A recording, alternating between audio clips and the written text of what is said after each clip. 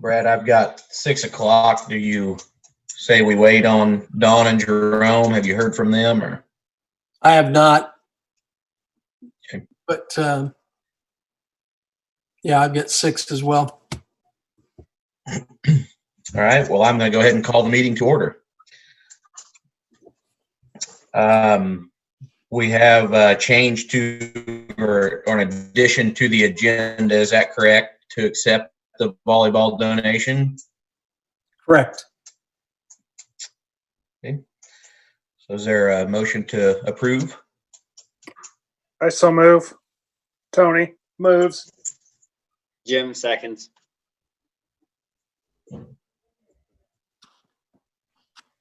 Okay. I was going to try something a little different on voting tonight. So I guess at this point, I'm going to ask if anybody objects, state your name and that vote. Does anybody object? Okay. Motion carries 5-0.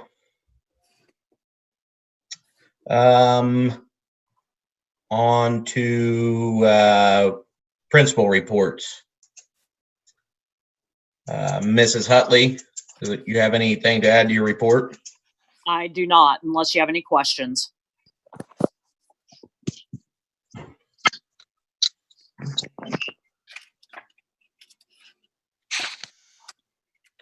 Okay. Hearing none, Mr. Oliver. I have no further comments unless I can answer any questions you might have. Thank you. Mr. Craighead. I have no other comments unless I'll be happy to answer any questions.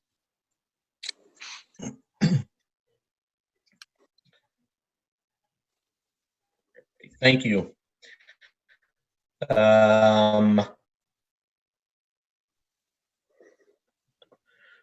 Mr. Nisley, are you on? Yes, there he is. Great, thank you. All right, so moving on to the consent agenda. Any discussion about the consent agenda?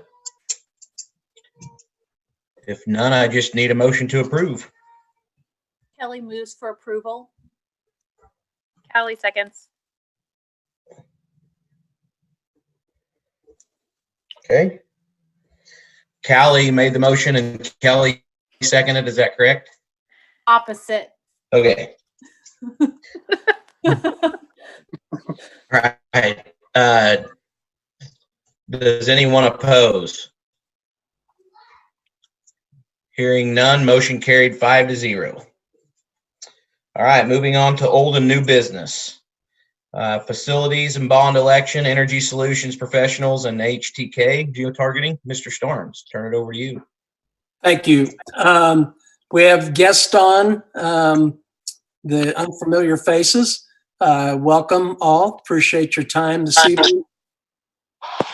And I will go ahead and just share my screen.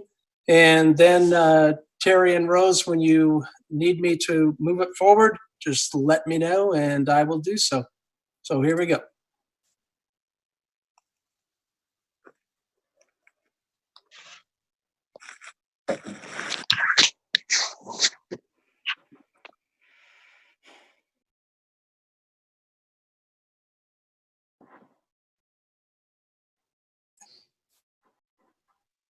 Come on.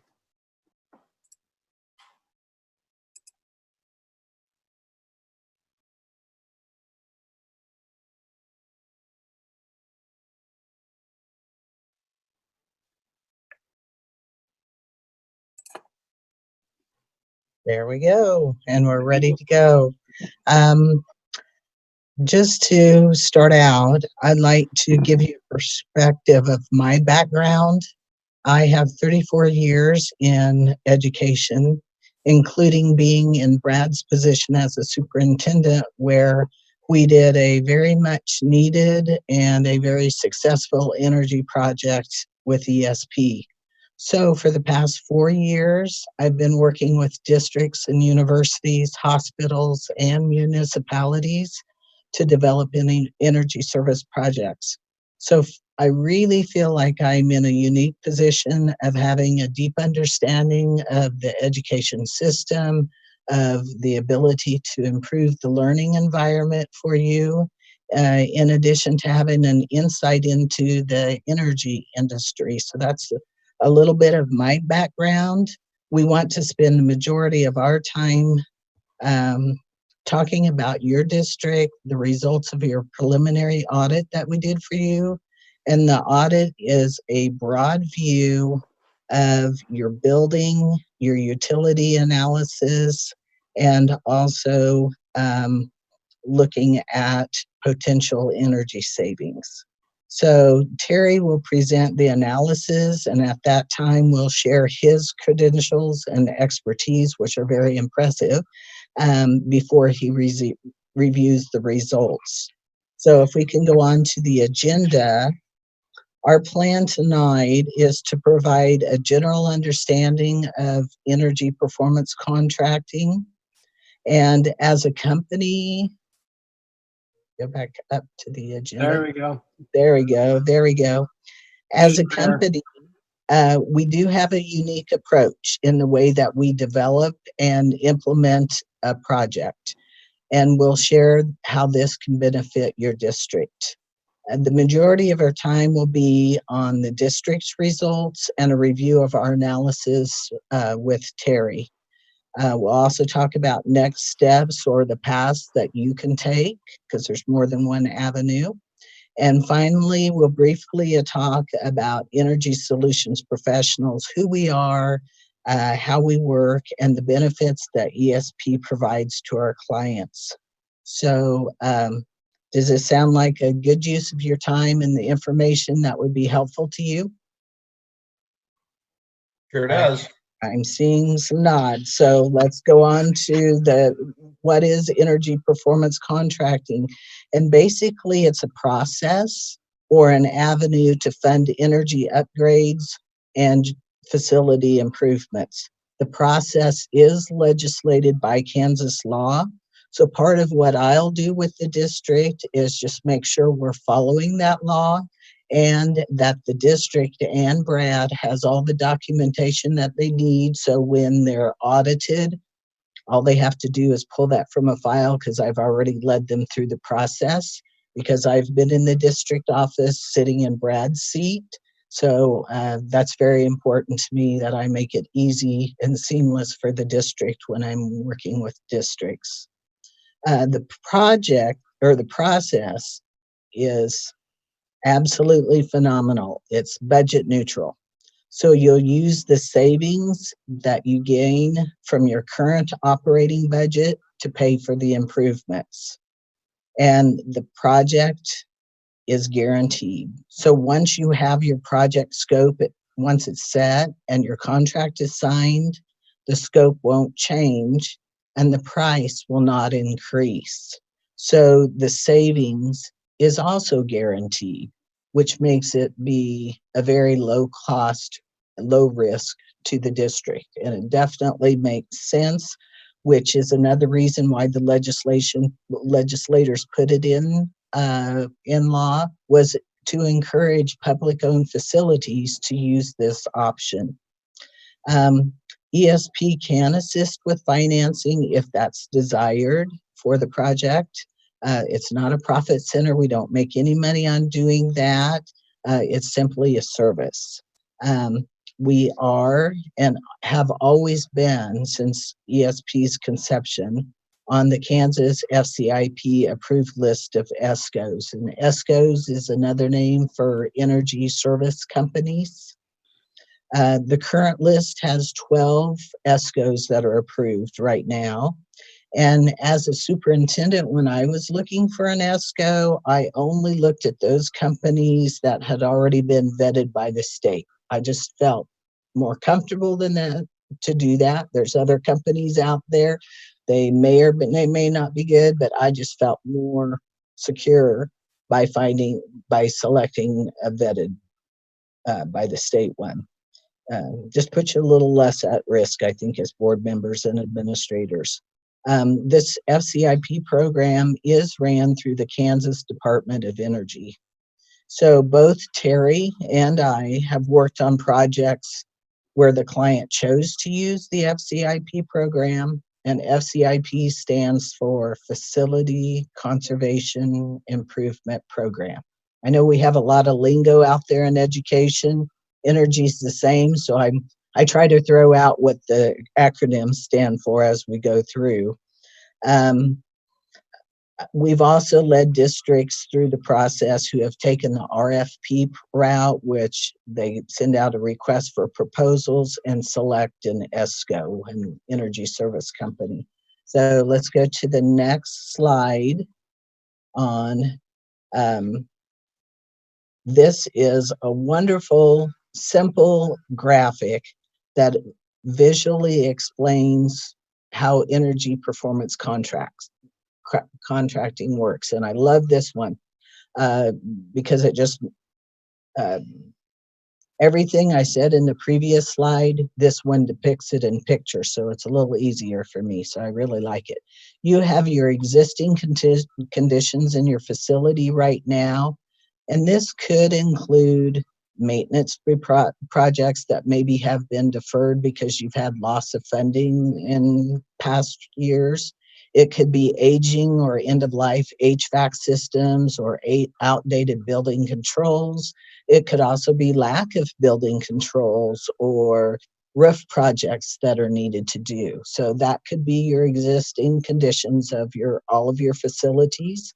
With that, this first bar graph here on the left side represents the annual utility spend for those facilities. And you're spending right now as a district about $206,424 in utilities. So if you follow the arrow down, what we would do as your ESCO, we would help you identify and select energy efficient improvements based on the district goals and the needs. So this, follow the blue arrow up, would result in renovated facilities that met your needs and were helped designed by you and your staff. But if you notice the bar graph on the left side, your utility costs are now lower. On average, we can save districts 20 to 30% what they're currently paying by doing an energy project. So this 20 to 30% that you had been paying in utilities the previous year, you're reinvesting that money in your facilities. So it really, to me, makes sense to do this. I know that was a really quick and brief description of energy performance contract. Does anyone have questions about that process or how it works?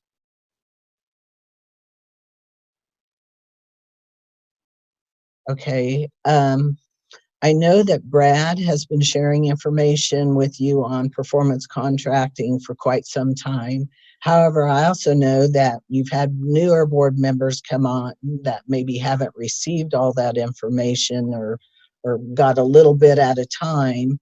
So I would be very glad to set up individual or small group workshops to give you more in-depth information and talk one-on-one or one to groups of 2 or 3 on this topic if it would be helpful.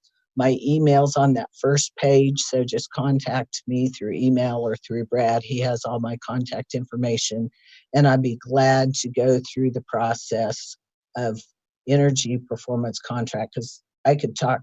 You just tell me what your time limit is. If you want a 30-minute session, if you want a 2-hour session, I could do it. So you got the 3-minute version right there on energy performance contracting. So let's talk about ESP and how it really, this ESCO would be a benefit to your district. I could talk a very long time about the company and why we're unique. But what I want to do is more focus on how it's going to benefit you specifically in your district. First of all, we're very independent. So we're not tied to any vendor. We don't sell equipment. We're not selling systems. We can truly look at all the options that are out there on the market and determine what's the best fit for your specific needs. So, and your specific spaces. Our expertise is solely in the energy service industry. So we're very good at what we do. As a small company, we also have very low overhead, which again is a benefit to you as a district because you get very competitive pricing. The district, through the process of performance contracting, doesn't have to meet your typical bid laws, but we do get competitive bids, which helps on your pricing. And where appropriate, we'll also get pricing to repair equipment or replace equipment or refurbish equipment if that's what is in the best interest of the district. Where appropriate, we'll also utilize local vendors or vendors in the area. And the same with financing. If a financing is requested, we can also include your local finance institutions. And that just kind of is a good thing for board members who maybe ask or questioned why you're not utilizing local banks. Yes, your local banks had an opportunity to help finance and they either didn't submit or they weren't as competitive, or you can choose them, even though they may be a bit higher. Some districts have had really good success and their local businesses did much better than the ones that we've went out and sought. So it just depends. The process of performance contracting is tailored to meet your district needs. So we'll present an energy project which contains your best payback items.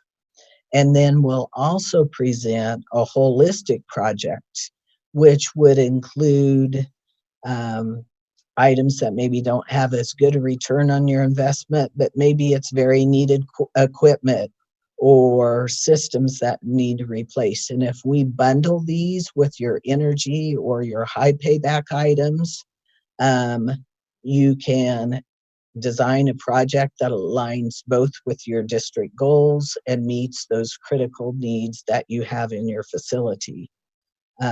For some districts, we've also done projects in phases because it made sense to them. So if you decide to select us as your ESCO and you want to phase out your project and do phase 2 and phase 3, once we're selected, you won't have to go back through the RFP or the FCIP process again.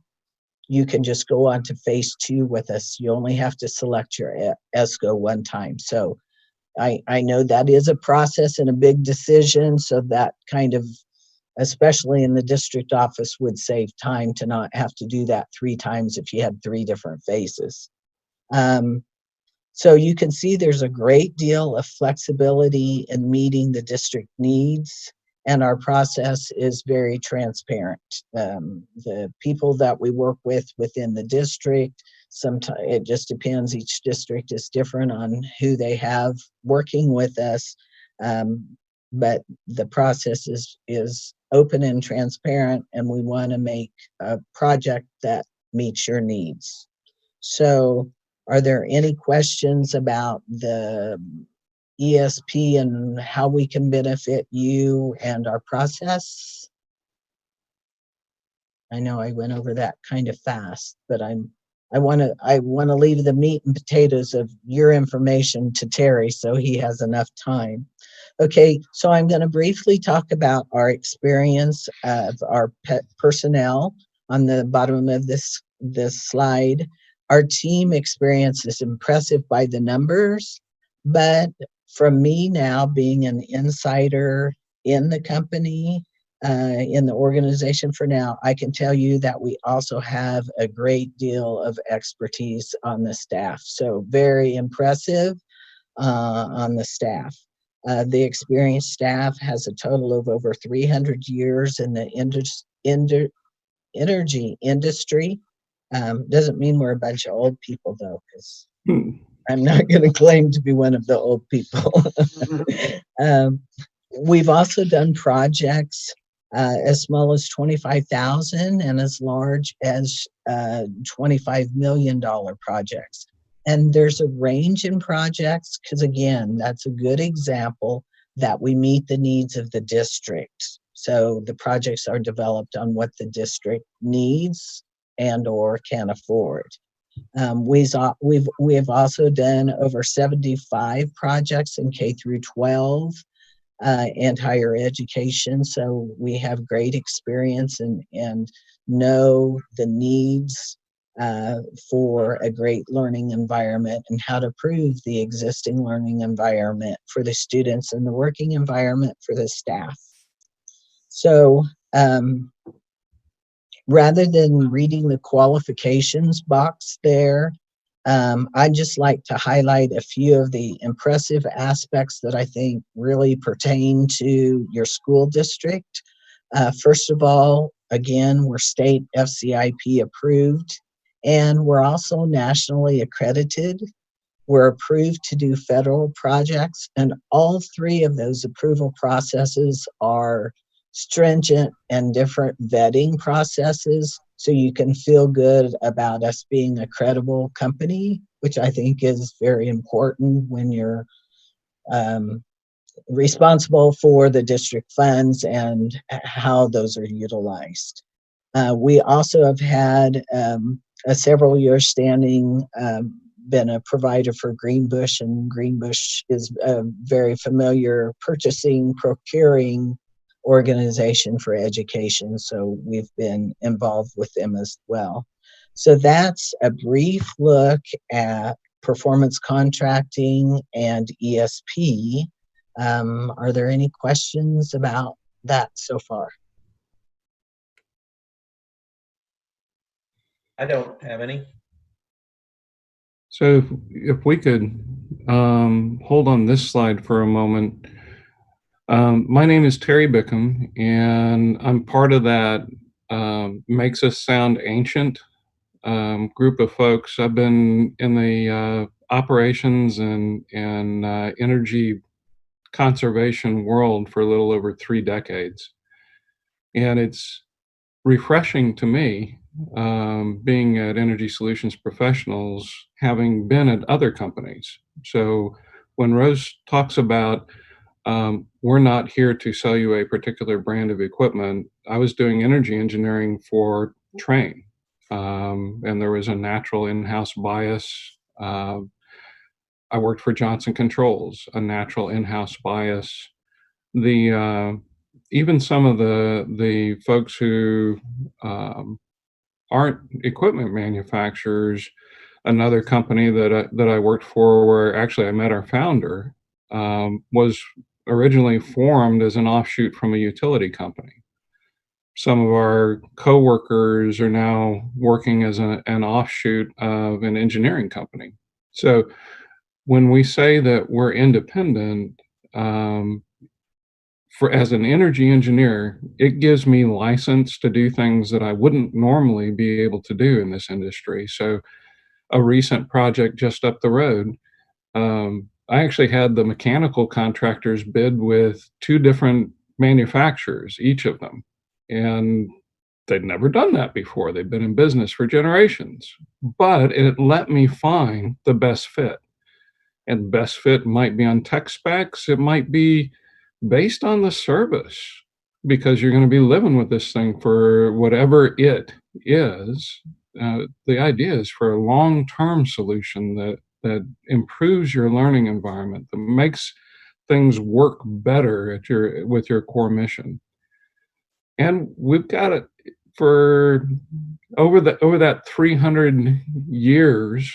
We've accumulated some credentials and some national recognition.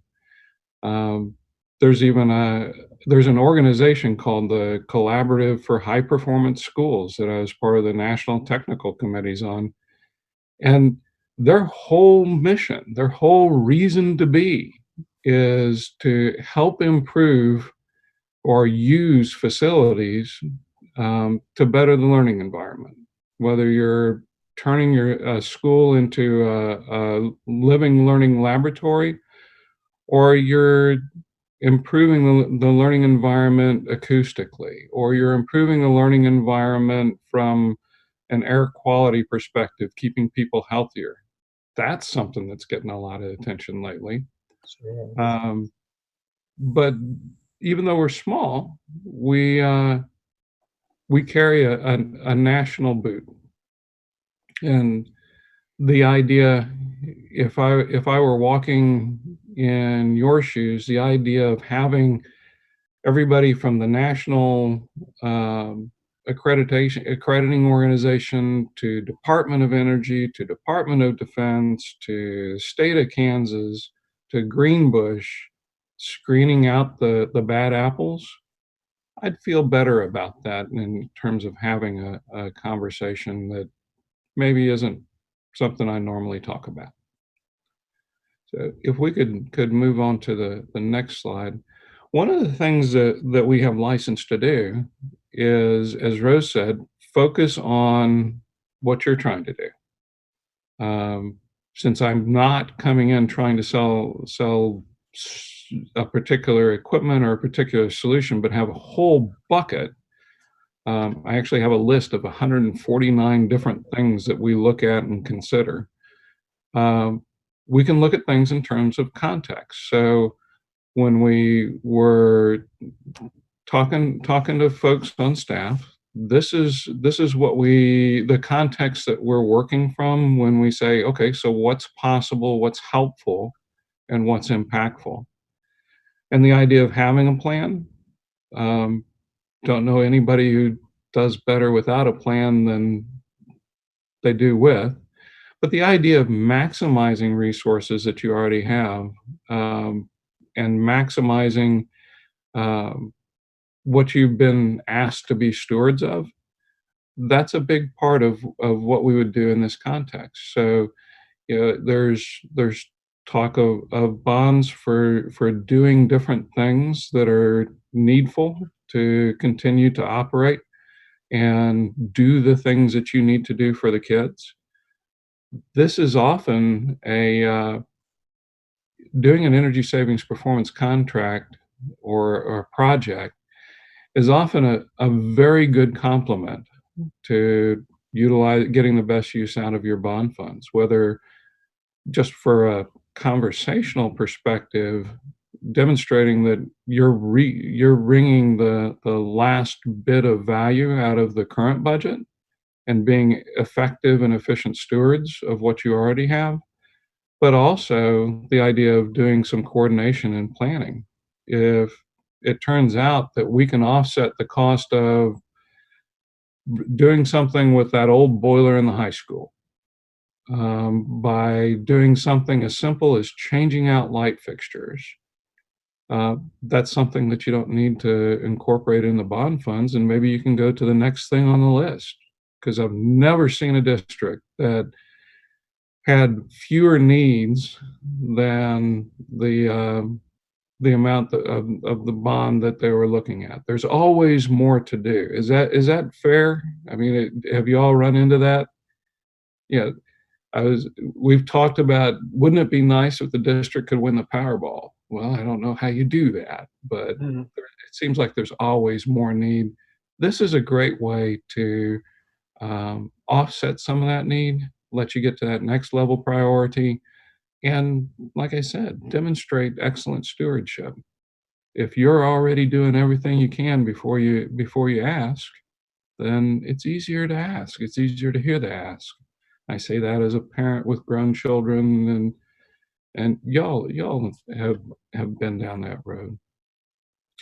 If you move on to the next slide.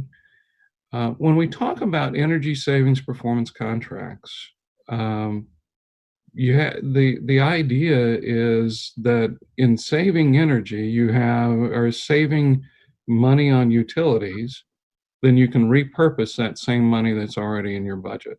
But the key is you have to save money from your utilities. So you gotta start with where you're at. And at this level of study, we did not do a lot of engineering. At this level of study, the idea is there room or are there things in your current operation that could be improved that could make a change from where you're at now? So this utility analysis is actually based on your utility bills in all 5 facilities. And if you look in the top left, where does that energy go as a percentage? Um, when we talk about the biggest chunk, which is electricity, and the biggest part of that electricity being your baseload electric, that's the electricity that gets consumed year-round. Summer, winter, fall, spring. If you look at the cooling electric, that's exactly what it says it is. So we spend more typically in the summer for electricity, just because we got to have a healthy environment, a productive environment. You see the same kind of thing for heating gas and baseload gas. So baseload gas is basically domestic hot water. There's just not a whole lot of your propane or natural gas that gets used outside of your heating. So the top right, those numbers are dollarized. And when you look at those proportions and you look at that total dollar figure, not at all out of the norm. What we typically see with this age of facility and these types of facilities in terms of the different proportions, different ratios. So no huge surprise here, both in terms of where those dollars are apportioned in your current budget, but also in the fact that some of the facilities are older, some of the equipment is older, so it's less energy efficient, and we're spending a little bit more to power an old light bulb than we would a new one, to run an old air conditioner than we would a new one. And if you look at the bottom left, what does that represent? What's that opportunity? Because a number, I can talk numbers. It's a deliberate thing that I'm the space cadet with the space background in the Zoom meeting. My son won't let me change it because we're proud nerds and geeks. But the numbers without context really don't mean anything. Right now, we're spending about $1.23 a square foot on utilities. What's the opportunity? Well, the efficient buildings after projects, or the more efficient buildings that are the goal, the benchmark, is less than $1 a square foot. So what we would look at is that difference and things that could achieve that difference, and that's the potential that we would have to work with to address some of the priorities. And if you look in the bottom right, all things are not created equal. All buildings are not created equal.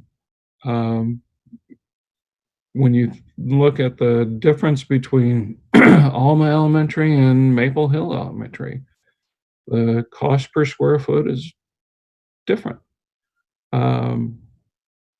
We would look at each facility. We look at this point, is there an opportunity within the district? Is there an opportunity within the facilities that you're getting the most use out of? Yeah, there is.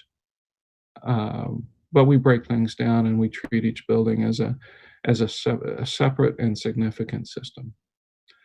But these are the kind of things that we see, and based on experience and based on the actual numbers from your actual bills, it looks like there's an opportunity to save a significant percentage that could be reapplied to other priorities.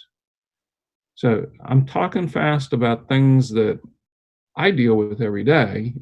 Any thoughts or questions about what we're presenting here? Any surprises? Have an opportunity, not doing bad. I want to emphasize, not doing bad especially for the age of the facilities and the equipment. Could do better, yeah. Sorry, With- do these figures take into account the like modulars or other buildings located on the same property, but not the main building?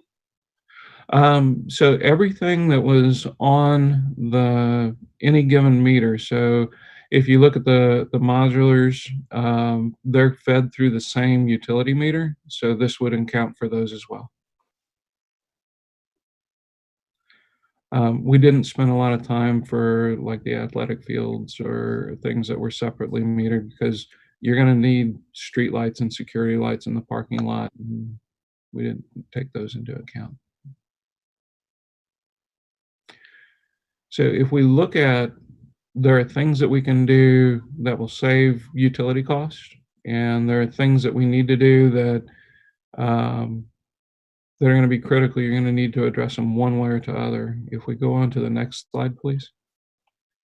These are representative opportunities. So the idea that if you look at the bottom, that there are 3 roofs that are going to have to be dealt with one way or to other. Or if you look at in the middle, I mentioned the boiler at the high school. You guys have gotten a lot of good use out of it, well past the what would normally be expected useful life. And sometimes I compare it to hey, you've got a car that if that boiler were a car, you'd be coming up on about 250,000 miles on it, and it may still be running good, but it's a matter of time. When we look at things like some of the HVAC systems, some of them are chugging along and working well, using more energy than some of the alternatives. Some of them are becoming older and worn to the point that you're going to need to address them at some point in the near future. When we look at things like upgrading lighting, the reality is that if you look at it over a 10, 12, 15-year period, you save more than the lighting upgrade costs. And those savings are what helps to pay for some of the other things that we would look at that you need to address anyway. So this isn't so much a comprehensive list, but it's meant to give you an idea of some of the things that we would look at doing to basically generate cash to pay for things that you would otherwise have to come up with capital to take care of. Thoughts here is, does when we talk about the boiler, the idea of 250,000 miles on your car make sense? Okay. So brass tacks, if we look at the next slide. So we look at things even at this early stage a lot of different ways. So right now, if you look at that top number, that 206,000, that's what you're spending now. And if we were to look at a purely energy focused program, saving conservatively 18%. If we look at a more comprehensive program, we might save more because we're doing things that have more capital intensive implications. When we do look at these things, it's not just the cost, upfront costs, but back to the car analogy, the maintenance costs, the ongoing care costs are also affected. So if we were to look at, for example, changing out the light fixtures with LED light fixtures, you don't have to buy light fixtures. You don't have to buy light bulbs for a little while. So operating costs go down. If you've been having to pay for service calls from the heating and air people because you've got an old piece of equipment that might be refurbished, it might be upgraded, it might be replaced, those costs, those third-party costs go away. And that's what we mean by operations and maintenance savings. So you look at from an energy program perspective, about $42,000 in savings per year. From a holistic program, about $54,000. So what does that mean in terms of the improvements that you could fund? You see down in that bottom section, just like when you're looking at financing anything, the how long you want to finance it for is going to directly impact how much you get up front.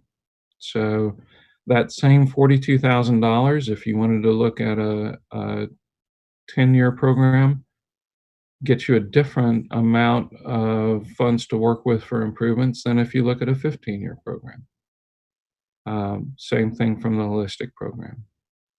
So I mentioned that working with energy solutions professionals is incredibly freeing from my perspective. Even the independent energy service companies that I've worked with in the past would not actively work with a project for less than $1 million because they were carrying overhead costs that, frankly, we don't. Some of the bigger firms will talk about, hey, we've got 400 engineers that we can call on. Well, your project's paying for 400 engineers when it only takes 2 or 3 of us. So that flexibility is important to me. It's like somebody took the reins off, erased the out of bounds lines, whatever you want to call it, unleash the hounds. So conservatively, and this would have to be vetted out by a detailed investment grade audit, there's an opportunity to offset some significant costs, be that 1 roof, 2 roofs, be that a boiler, be that the split systems over at Alma Elementary School that are pretty long in the tooth. This is looking at all 5 educational facilities. If we look at the next slide, what are the implications of the consolidation that I understand that y'all are talking about, where 2 facilities wouldn't be used as education facilities anymore, but you'd be consolidating into 3? When you stop using a building for its core purpose, you don't have to spend as much on utilities. But you do have to still spend some. You're not going to turn off the heat in the middle of a Kansas January and not expect pipes to burst and other things to happen. You're not going to completely turn off the HVAC in the summertime, or you're going to wind up with a mold fest. So there's some things to put things into a caretaker status. You can't just kill the utilities, but you can significantly reduce them. So that $42,000 for annual savings for all 5 facilities becomes $61,000 to work with. We just looked at this consolidation to lay out some of your different options and let you know some of the implications. Naturally, if you sell the facility, you don't have the insurance, you don't have any utilities, you don't have groundskeeping to do. Your costs go to 0. But while they're still part of the district, you do have some responsibilities, and that's why it's not a complete write-down. Thoughts about this approach? Basically, you cut the utilities in half at those two facilities. Could you speak a little bit to the upfront costs that are involved with either the energy or holistic programs, like what the upfront costs would be? Absolutely. So the process is the next step would be doing an investment grade audit. Well, let me back up and say the project costs and upfront costs for a project that you decide to go forward with are 0. So this isn't something that you would, unless you chose to do more, that you would have to have any capital dollars in. Some people choose to do more and invest part of their capital dollars just because they leverage us for the competitive process and the engineering and the project management. But upfront costs are 0. There's a in between where we are now and doing a project step called an investment grade audit. Whether you choose whatever route you choose, FCIP process, an RFP process to choose who does an investment grade audit, or an investment grade audit of the board's volition. There's a nominal fee involved in doing an investment grade audit that can be rolled into a project moving forward. So again, zero upfront costs. Our commitment is that if I and the engineering team don't find a project that meets your criteria, then you don't owe us a dime. If we do find and develop a project that meets your criteria, and you choose not to do a project and roll it into that project, then we would charge you. And so I think Brad had the investment grade audit there for your type of entity and the location where the district is. It's 5 cents per square foot for the investment grade audit, which is just over $8,000. And that price is rolled into the project.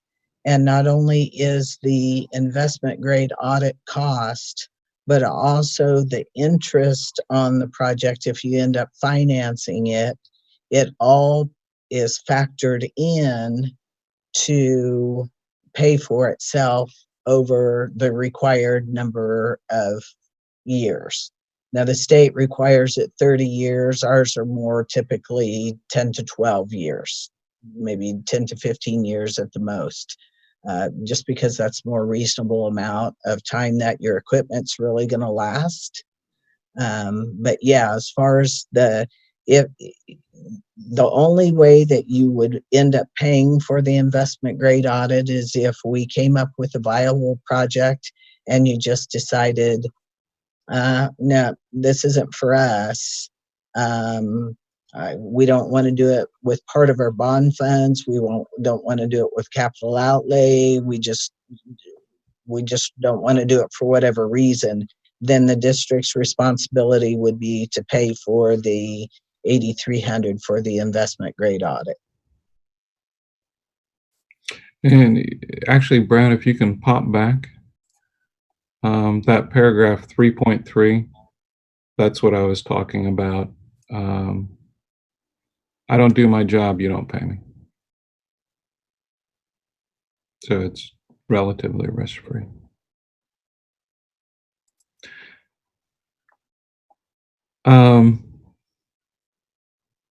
So energy savings performance contracting is a vehicle to offset the cost of things that you need to do to either keep operating or improve operations based on the actual numbers for Wabansi. There's a potential to do things that will, we demonstrated a potential to do things that will save enough money that there will be dollars to put towards things that you're going to need to do one way or to other. ESP is a vetted company, and when we look at how do we explore further, what would this look like? That's where we look at the next slide, if you would, please. So we've done the preliminary analysis, and that's some of the results are what we're sharing with you here. The next step is to do an investment grade audit. And there are 3 different paths to doing that. One would be for the board in likely your next meeting to say, yes, we'd like you, ESP, to do an investment grade audit.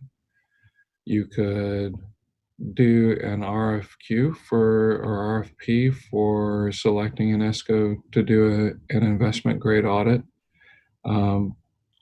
The rules say you can go out and find your own that way. You could choose to follow the FCIP path and select from one of the approved vendors and have them do an investment grade audit. The rules in terms of what's allowed, if you follow different processes, sometimes you get more bang for your buck doing Route A. Sometimes you get a different bang for your buck doing Route B. What we've talked with Brad about is the idea of doing an investment grade audit that also shows you the pros and cons of either going the FCIP route or operating outside of the FCIP route just under the state legislation. So, for example, if we did water conservation, in one route, the savings from the water conservation might be able to be applied to the whole project. Another route, it might not. The two routes look at roofing differently. The two routes look at, the FCIP program has some fees associated with it that reduce the amount of money that you have to apply to the district. We do both, and it comes down to whatever serves you. And that's why conversations to date, I think, Mr. Starnes, is it fair to say that we're suggesting that the district consider doing an investment grade audit and look at both paths as part of that investment grade audit so the board can be well staffed to make a good decision? Yeah, that's what I would think. And with the FCIP piece, I'm not the energy expert, but the fact that then you've got the state looking over the shoulder to ensure those savings. Because if I understand it, whether we do either one, but with that guaranteed savings, if we don't get that savings, you all write us a check, correct? That's correct. And it's kind of another thing that's nice about working with energy solutions professionals is we tend to overperform, and Rose can share references around the state of Kansas where we've done that. Well, and I would say your district is a perfect example of that. We've definitely in the past had districts that have chosen to do the investment grade audit before selecting an ESCO from either path. And that's not the norm, but it has happened and it is legal to do that. So that's good to know from us. And from your point, this is probably atypical for us to do the analysis on this is what it'll look for FCIP and this is what it'll look for an RFP. That's a considerable amount of more time and data analysis, but if it's what's in the best interest of the district, we're willing to do that. But again, it's kind of a atypical method, but since you're kind of still deciding, it really makes sense for the district. And so that's why I say we're not only transparent, but we work within the district where the district happens to be. And right now it's trying to figure out what's the best path and why. And if we can supply data and you can look at the data and maybe that after seeing the data on the two different plans, you'll have a definite answer on which way you want to go. Yeah, ESP is the only company that I know of, having worked for 5 different ESCOs over a course of 30 years, that would do this. I agree. But Brad knows we're the greatest, right? I can say that because I've known Brad for a few years. So, and that is the thing through the process that is different. And I think it's important that we've been able to point out some things that are different than other groups, because just for Callie and for Jimmy V. We have had Train come in. We've had Schneider Electric, and both are good companies, and both were able to utilize in the same type of presentation. However, they some were proprietary, as dealing with only those particular things, and none other than ESP talked about the holistic approach and some things that I think are important for us, because either way, whatever happens with the bond or without a bond, we've got to come up and meet our goals as far as our budget situation and take care of facilities. So this provides us an option to do that. And the others never looked at refurbishing and or repairing. It was simply one thing. Let's get something new, which costs more money, which then in 20 years, which we won't have to worry about it, but that next group will. And do they just re-enter into another 20-year commitment? Those kind of things. So that is unique about this particular group compared to the others. So yeah, Rose, you're right. It is different, and for us, a better choice in regards to that. So when we think about the next steps, things to think about, you can see a timeline here. It's notionalized, but there are some things that you got to be sensitive to the seasons about. So if it turns out that you want to do something with the heating in the high school, well, we're not going to take down the heating in the middle of winter, and that'll affect the timing of implementation. I would say that there are some things that we do with school in session. So it's not uncommon for us to come in on a second shift basis and change out lighting throughout a school district. Throughout any process, we really work hard to minimize disruptions, coordinate with you. And to do that, we have a full-time construction manager when we've got folks working. This project would not be a big burden on your team as we're executing. So some sensitivity in terms of timing. I could put on the Dave Ramsey cost of delay spiel, but the reality is the sooner that you save money, the more money you save. But the reality, the more important reality is y'all are selected to be good stewards. So getting you the right information to make an informed choice. That's our goal.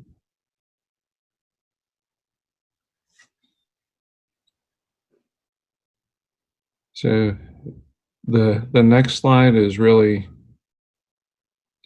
where this is another brag. I don't know if you need to hear us pound our chest much more, but I don't know, Rose, would you like to wrap us up? I think I've presented a lot of the key factors already, just kind of a summary of we work with the district, and the district representatives are part of the team. Everything is open book, so they know, you're the district.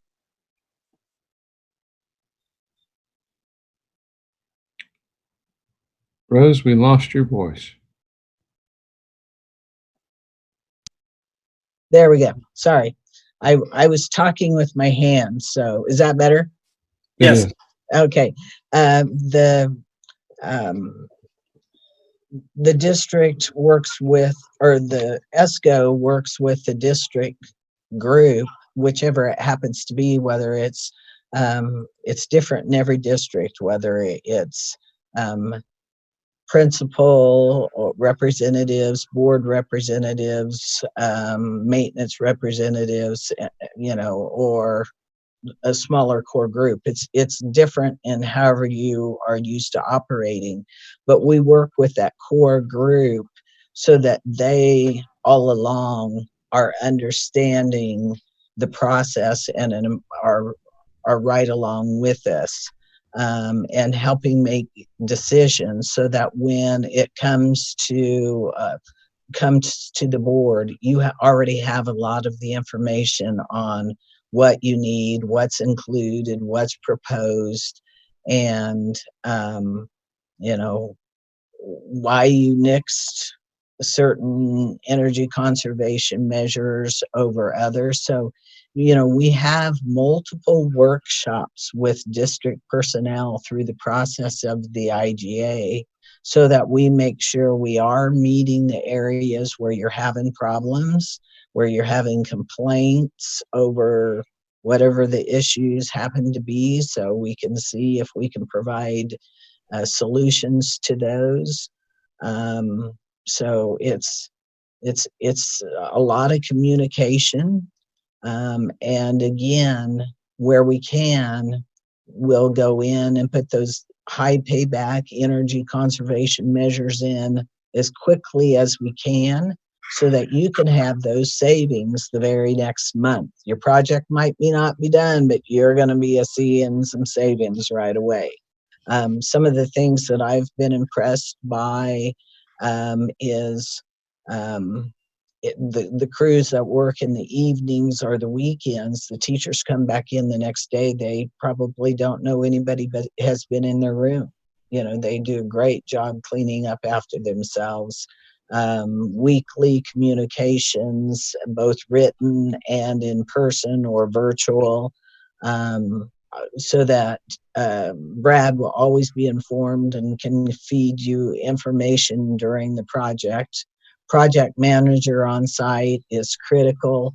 And again, the communication piece with the administrators, making sure that we're not overlapping on things that you have scheduled that are necessary or essential in your building, are wonderful. So there's a lot of working with the district and helping you save money as quick as you can. I probably said too much, Terry. I talk a lot. I don't know.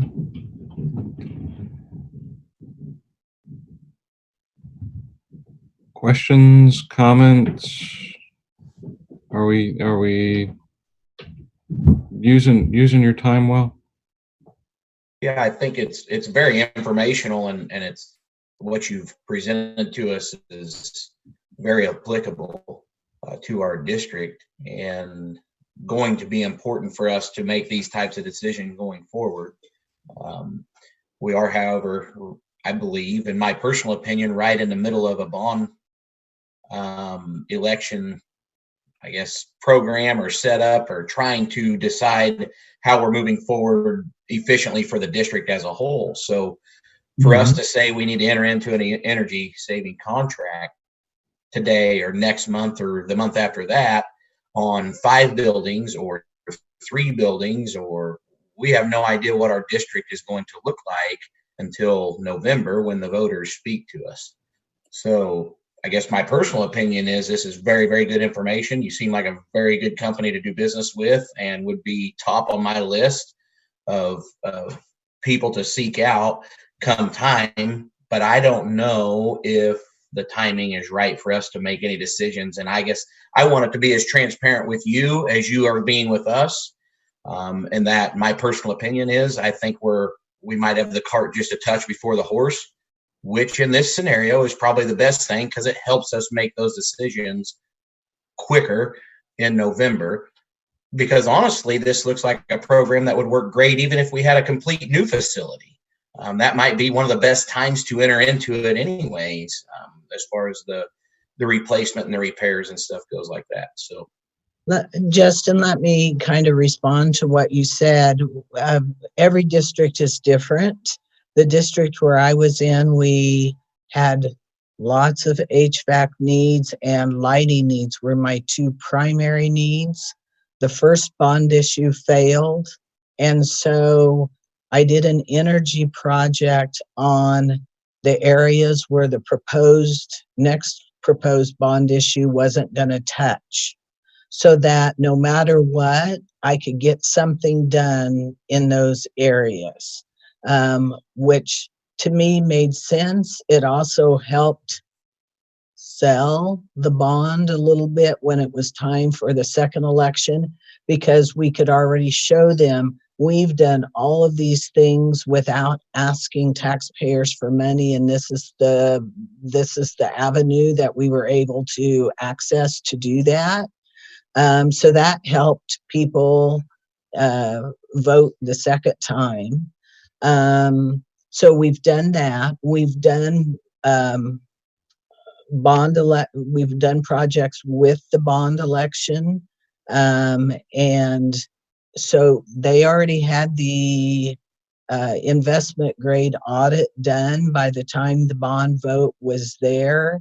And so basically at that time, they kind of looked at architect prices on some of these items, HVAC, water, lighting, and most of the time we outperformed where they would be charged with the construction company, and it was like 1.4 million that they could save out of their bond funds by incorporating energy performance contracting. So we were at the table with the architects and the meetings, all of our vendors, and they were in there together. We've also done for another district, they had completed their bond, had additional bond funds, but they did have some buildings that weren't touched by the bond.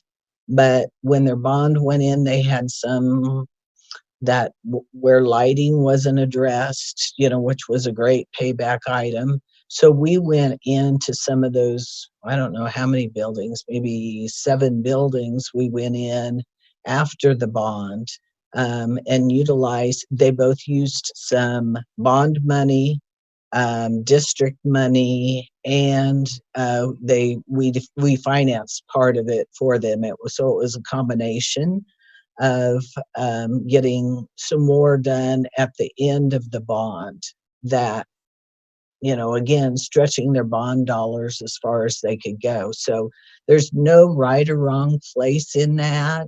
And I'm not sure if I've shared this with Brad or not, because I've got a list of people that I need to talk to.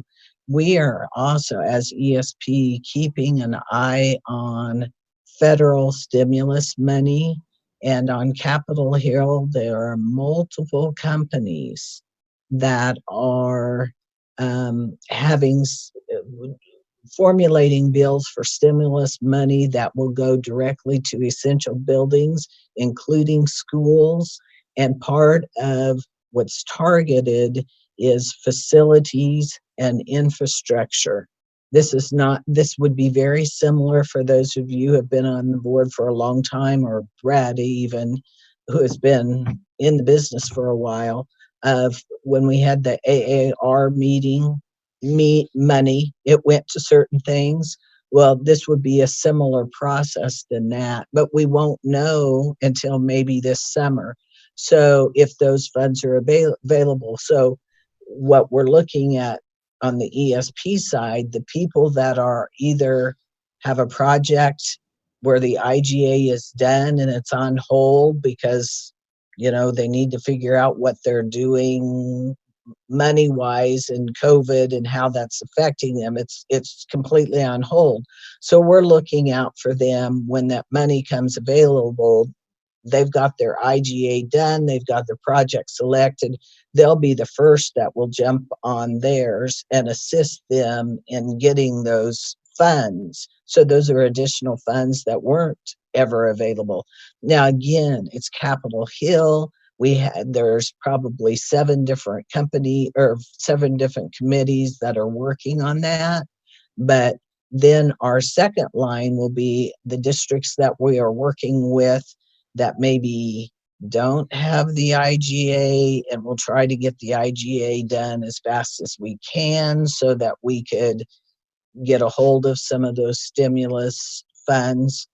An example of when that was done the last time is our Pittsburgh State University. A lot of that was with ARA funds for building facilities. But again, I hate I usually only throw that out to superintendents, letting them know I'm on that. I'm watching it. I want to be the first one to help my clients jump on that and take care of those opportunities. Your money could go further, obviously. But again, just to keep in the back of your mind whenever you feel like it's the right time to do the IGA. The ones whose IGA is done and on hold will be the first ones they won't use the term shovel ready because that was a different administration, but basically the ones that are ready to go, they'll be funded quickly and implemented right away. The ones that we have to finish developing will be the next group, and then the ones that are a little behind that will be the next group that are going, and it goes until those funds are gone. But I might just throw that out. We might know by the end of summer where that stands, but again, they're not all back in office, but some of those committees are working. And so, just like you watch KSD and KASB, And lost your voice again, Rose. need to keep my hands up, quit talking with my hands. I'm pushing buttons I shouldn't be. But anyway, that's something to keep in mind on your timing. And again, it's totally up to you when you feel comfortable and the timing is right, but there may be opportunities out there, and when they are, we'll definitely be giving you a call and letting you know about them. But if you wouldn't mind going back 2 slides to the schedule chart. You make a great point. We wouldn't do an energy performance contract with you right now. We can't. We don't know what you need and what makes sense and how to prioritize stuff. The idea of figuring that out in conjunction with your bond thoughts, in conjunction with your strategic direction, that's something that would take to the fall, even if you decided to do an IGA in your next board meeting. The idea of doing something in conjunction and coordinated with to get the best of both worlds, that'd be something to consider even if the politicians don't come through. But the reality is leveraging both in parallel in a coordinated way might get you more out of both. If it were determined to do an investment grade audit,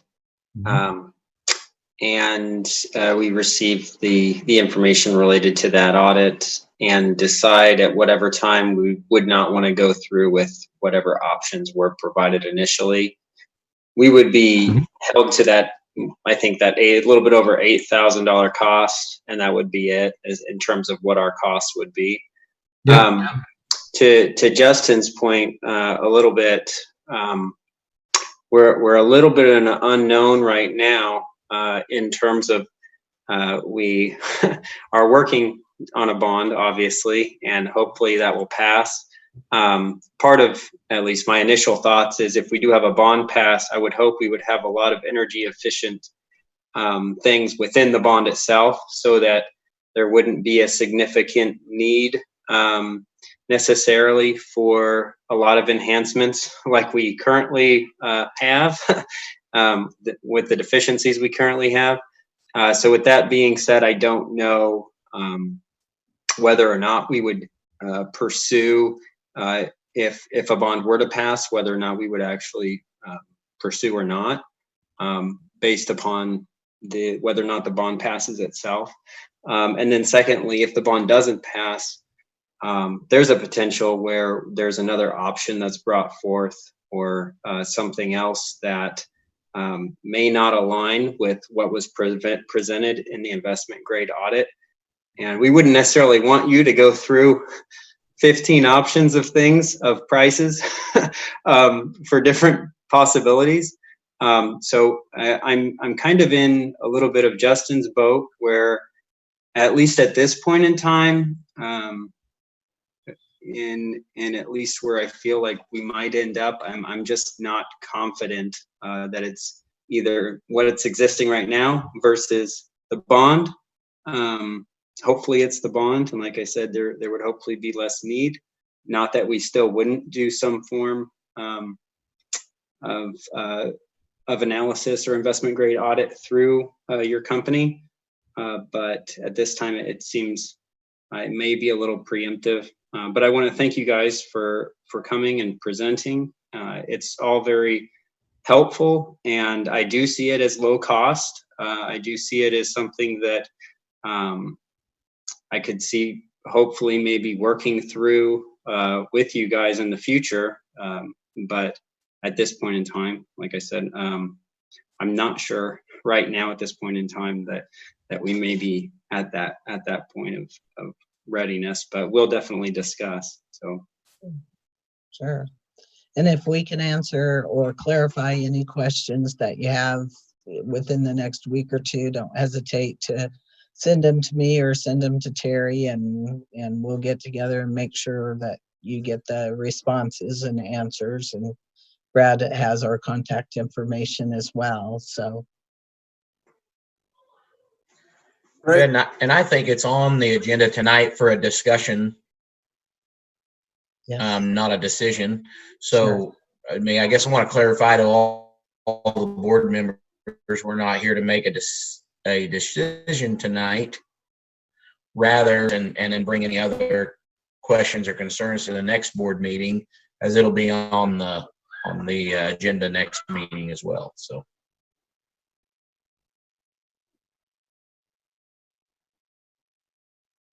And Great. I also have just a quick and easy little flyer on how energy performance contracting works with bond projects. And I could send that to Brad just to forward on, just so that you could see the connection. Because at first it seems kind of confusing, but I think Brad has a great understanding of it, and he's talked with superintendents who have done it with bond issues, in addition to before, during, and after. So there's no right or wrong way to do it. The main thing is you get your what you need and what you want at the best possible cost. For sure. Well, thank you very much. You bet. Absolutely. Thank you, guys. Thanks for letting us join your meeting. I enjoyed it. It was my first virtual board meeting, so keep up the good work. Thank you. You're welcome. Have a good night. thank you. All right. So, Brad, I believe HTK is on, and they have some information on some geo-tracking, maybe? Well, I just wanted, the HTK is on. Just FYI, I have talked with them and their communications person, and she's given me information to help us with the geo-tracking piece when we get to that point. So not that they needed to share anything, other than the fact that I have talked to them, and we are reaching out about the geo-tracking and setting that up and how we want to do it within the websites and et cetera. So the S Group website, and also our Wabunsee County, the school district website. So. Yeah, and we're here for anything you guys need. Thanks, Liz. Yes. Thank you guys very much. We do appreciate it. Interesting times to be working through a bond election. So, you know what? We've been through a lot of bond issues, and I'm going to say this is probably the most unique situation we've been a part of. You bet. Unique is one that hasn't been applied yet, so I'll put that in my vocabulary bank when talking about it. Those are my positive words I try and use. Thank you. Thanks, guys. We appreciate your time and for letting us sit through the ESP presentation too. That was beneficial to us as well. Great. Thanks, guys. Have a great meeting. Unless you have any more questions Right. for us. I don't. Anybody else? No. There you go. Have Thanks, a good guys. evening. Have a good night. Thank you. Thanks. All right. So then, Brad, you're on with facilities. Yeah, I continue to share the pictures and information that Freddie is starting to gather.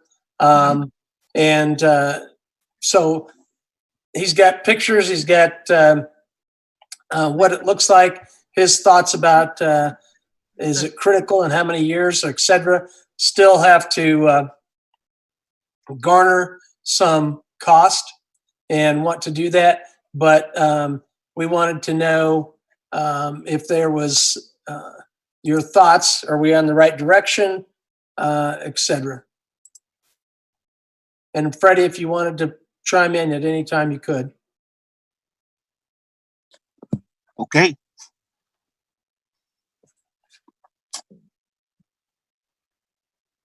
Hi, this is Kelly. No, I think this is really good to have some actual pictures, and so that we can talk to people about here's some of the problems that we're having and some issues, so that it makes it more real. So thank you. This is not complete yet. There are still more. I'm still working on this report. So as I get it done, I'll give it to Brad. And Unfortunately, I assumed that was the case. Yeah. Yeah. Yeah, I didn't know at what level you were complete with it or not, but I assumed you're in the middle kind of a little bit. Well, the storm kind of put us back here last week. So we were all hands on that, trying to get things cleaned up. If it's not planned, I don't know if it's planned to be in the report or not, but I would be curious in terms of some of the items you have indicated, if you could indicate a cost associated. Right. And those calls have already, some of those calls have been made. I'm waiting for the calls to come back with those numbers. Okay. I know at last meeting too, we had discussed our vehicle fleet as being kind of part of that. We had talked about the aging buses as being a point of concern as to where we spend our capital outlay dollars and stuff going forward as well. So Freddie, are you able to, or have you started on that process? I mean, all the way down to our Suburbans too. I think it's important for us going through this as we prioritize budget numbers going forward. We're going to need to know where you need those the most.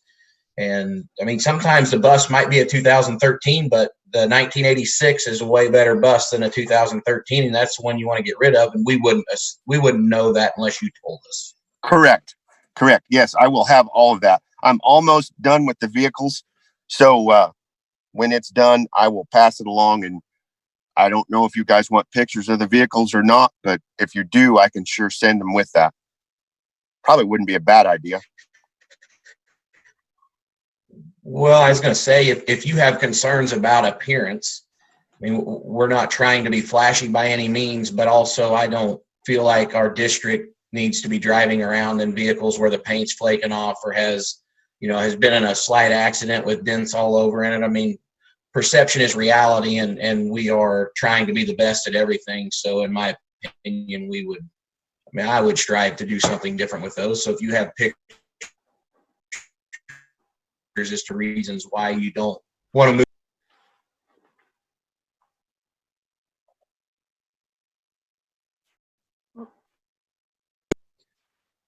Is there any other feedback around this report? I mean, I think it's a great start, and I do appreciate the work you put in to get that to us, because I mean, it's going to put together an entire puzzle, and we can start getting this information, more pertinent information and exact information out to the patrons. I mean, the cracks in the concrete walls and stuff are, I don't believe that our buildings are ready to fall down. At some point, if you don't correct a deteriorating foundation or a concrete block that is separating, you're going to have major issues. So I think it's a good start to being more proactive with our patrons and communities to help them understand. where we're at and why we're moving the direction we're moving. A couple of things that kind of came to my mind as I was going through and looking at the report. And you may have you may be in the process of doing some of these, so I just wanted to point out just to make sure it wasn't overlooked. But the chimney area and the stage of the high school, I know has some significant deterioration. And I wanted to make sure that that was captured. There's that leak in the art room closet that we had received the text about some time ago. I wanted to make sure that information related to that and whatever it would cost to, I mean, my understanding is there's a very, very thin barrier that's right now is acting as a water barrier on that side of the building. What the cost would be to essentially waterproof that side of the building. And then I think it'd be beneficial too, just holistically, even just looking at the modulars as a whole, as what it would cost, because we know some of them are in a condition that we can't use them. We need to get rid of them. What the cost of the removal of those modulars are. Just some, and then again, I think it's beneficial having the presentation today also, if we can utilize some of the information that they've also presented. They had that box in particular showing the check boxes of the roofs versus the HVACs versus the boilers. I think that's really beneficial and can provide support. So any way we can utilize HTK or anything that's already been done, I think is really helpful. So that's all I had.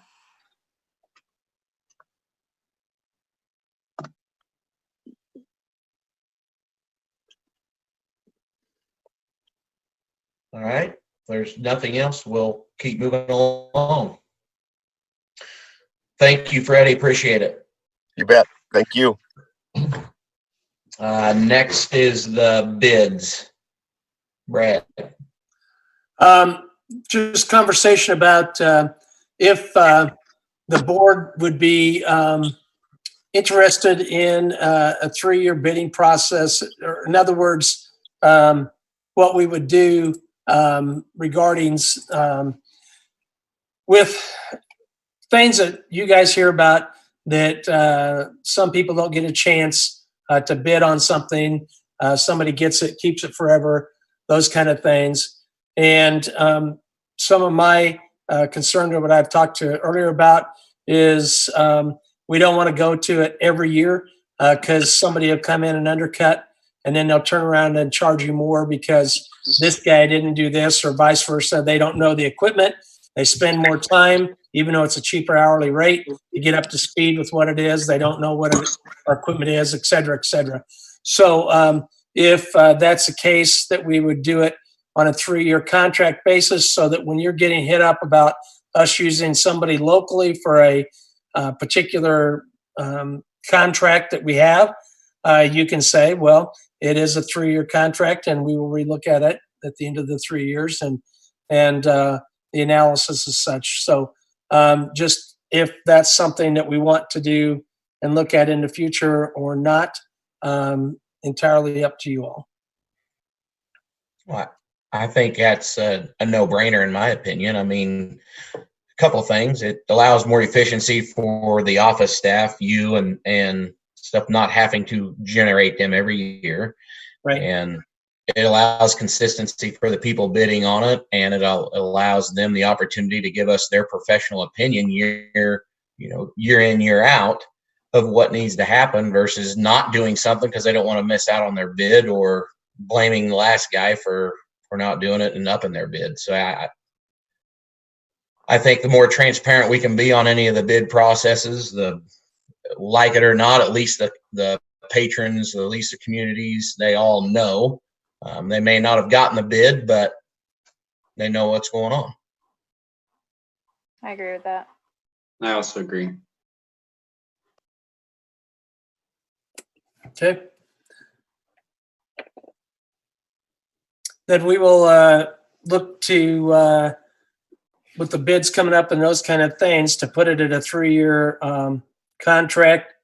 Some things that we wouldn't probably be able to do would be like propane, the next things, propane and or those type of volatile type of programs, but things where we have services. And one thing that I would again like to publicly point out that the last HVAC maintenance contract was won by our local Don Frank's Plumbing, and we have not been charged for that $10,000 winning of that bid. They've just continued to just charge us the regular rate and not charge us the $10,000. So I do want to publicly put that out there and the importance of that. So, yeah, we will look to do that and try to do that as we move forward with those other bids. So, okay. Sounds great. If you can figure out how to lock in propane at those prices for 3 years, you'd renew your contract another year. You're a heck of a guy. I think I'd agree with that too. I got two heck of a guys. All right. Well, speaking of that, then the next item is accepting the propane bid. There are the propane bids on the fixed or the shared screen. And we had 3 bids. One came in late and we did not include that bid. And by the way, it was not the lowest bid. So I would recommend that we go with the Federal Gas. And I think the 65 cent a gallon versus the 64 with the index would be the appropriate thing, because we don't know if the index, what it's going to do for sure. And it's just a penny, a gallon difference. Well, I think, we always work hard to keep our money as local as possible. And I guess if the difference was 5 cents, I would not want to go outside of this, but the difference is quite drastic. So, anybody else have any comments or suggestions? Brad, was that other stuff on that bid sheet that Farrell sent us, was that all part of the bid as far as the safety checks and the pressure checks they were talking about? That as far as everybody doing that? No. Farrell actually listed it all out. Farrell Gas on their bid, they actually listed out some of that stuff, doing safety checks, some sort of a tank monitor to keep it full when it got to 30%. I'm just making sure that there's not an added cost, or they're not wanting something more for that different stuff. I guess is. Yeah, I remember. Do you remember reading that? I'm sorry. You remember reading that in the bid? Yeah, and I'm trying to find the thing. Well, no, that was before. So no, I don't think there is any additional cost that I'm aware of. I'll check to make sure with that, but I don't think there was anything. Now I think they were just outlining what they do as a service, is what I interpreted. I read it and I thought it said at this price includes these services. So that's all I was concerned with, because the price is. I agree with Justin. I mean, I'm all about the local too, but that's in our current state, we can't be giving up that much right now. Yeah. They indicate in looking at this that was just part of the bid. Without going back and looking, Brad, can you tell me how many gallons we're looking at contracting? Between around 30,000 gallons, approximately. Last year we used 20 in Paxico and 10 in Maple Hill.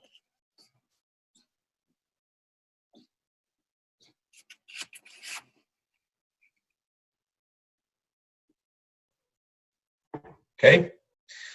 So if that's the bid we want to accept, then all I need is a motion. This is Kelly. I move for approval. Tony, second. Tony, that was you? Correct. Okay. It's been moved and seconded that we accept the Feral Gas bid of 65 cents fixed price. Anyone opposed, state your name. Motion carried 6-0. All right, then moving on to the fuel bids. Just as far as the fuel bids, we did not receive any bid. So I contacted them to see if they were going to or what the situation was. And basically they indicated to us that the market's too volatile. The second thing was that we don't have enough to support that.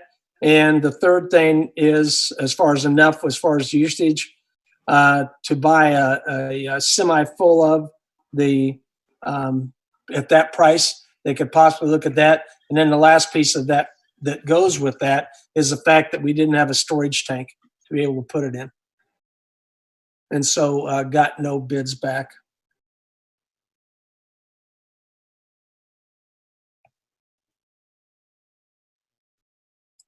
Okay. That might be something the district needs to look at moving forward, is maybe some storage at some location that would be easily accessible for our buses and stuff to get to.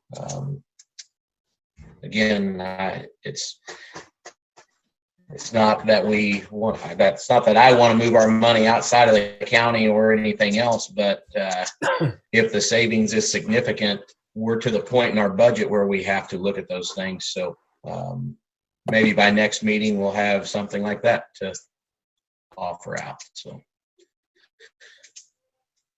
Yeah. And one of the things that I had been contacted by another group that saw that we were bidding, and they're coming up with a possible solution regarding the storage tank type of scenario, or if we have all the buses, let's say at a centralized location on Wednesday nights, they bring out the tanker and we fill them all up, that kind of thing. So looking at options. Great, thank you. Thank you. Any other discussion around that? Okay. Next is the bleacher repairs. Just FYI that I wanted to reference the information that we have, and Jan put that in her board report, that it is something that needs to be done. We had a bid in the company that put them in, looked at them, and then asked, okay, well, what do we just need to get by right now? Because with our financial situation, and they indicated to us that was just to get by. And so what it basically is, replacing the wheels and the infrastructure, that when we roll out the bleachers, that it won't damage the gym floor.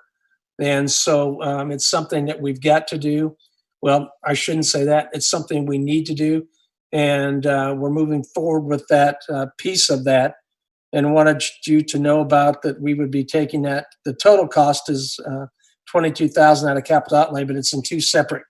It's the 99, almost 10,000 for one area, and then another 12,016 for supports. And part of the situation is just the supports with band and those type of things, and the video areas up there. We got to have the additional supports. So they're two separate pieces of that. So total amount, though, there was 22,000 that we'd be taking out of capital outlay to pay for those. So Brad, this is Kelly. Yes.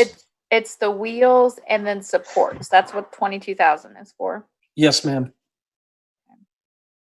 On that, the quotation, you can see see what they're doing on those particular things. If it was included in in the packet. But yeah, those Right. just roughly, that's what we're talking about, Callie.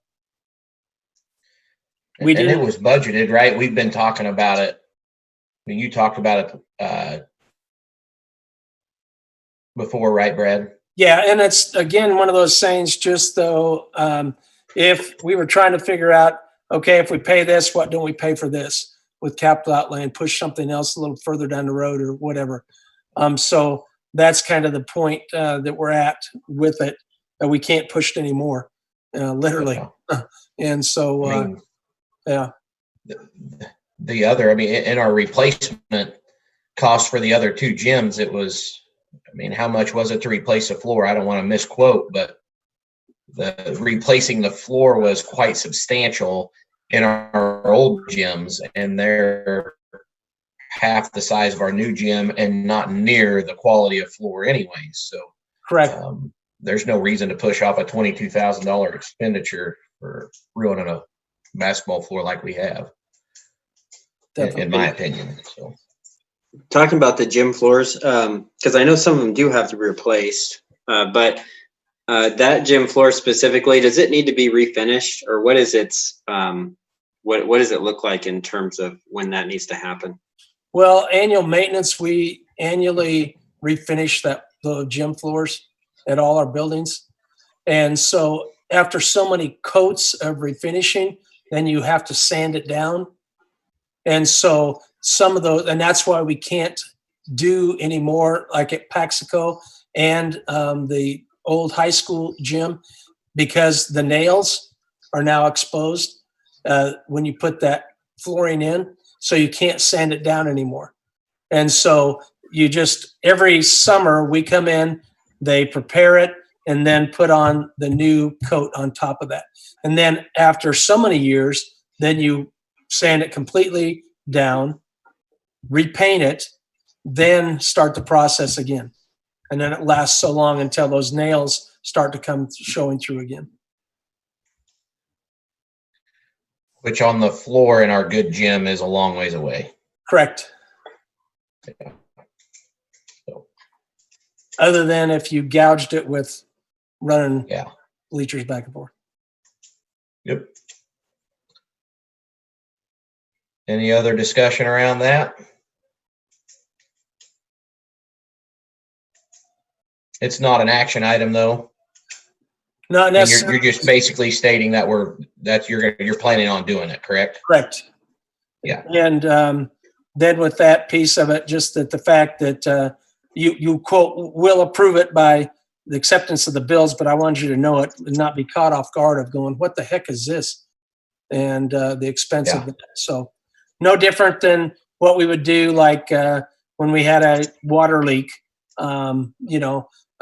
Didn't have to have quote you guys' approval to do it, but then you eventually approve it with the bills. So, but with this size item, and wanted to point that out. So, okay.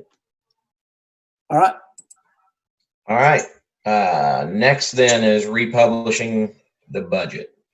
This is an action item piece, and basically what we're asking is anytime the budget is published, we cannot spend more than what these amounts are.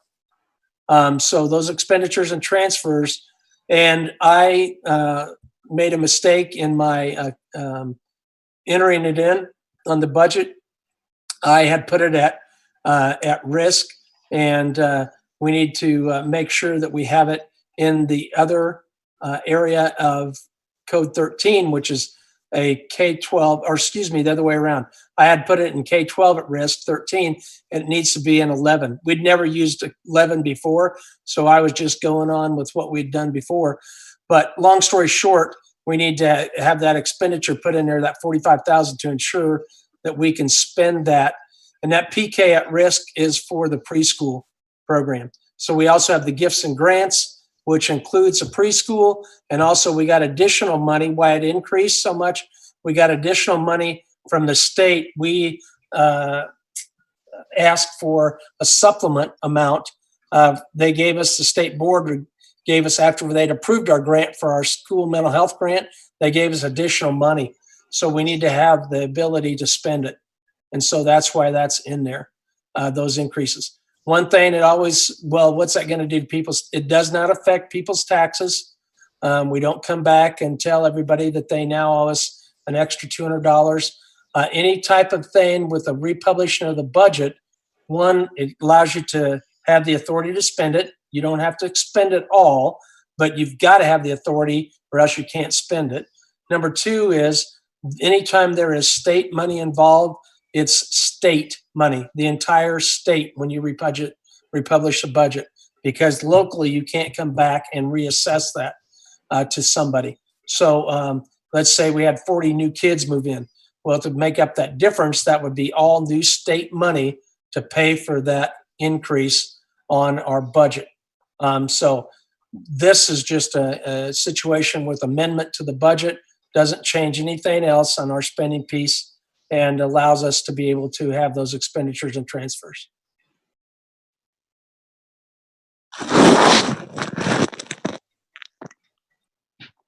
Any questions or discussion around that? Okay. If none, we do need a motion to approve. I so move, Jim. I'll second, Callie. It's been moved and seconded that we republish the budget. Anyone opposed, please state your name. Motion carried 6-0. Thank you. You bet.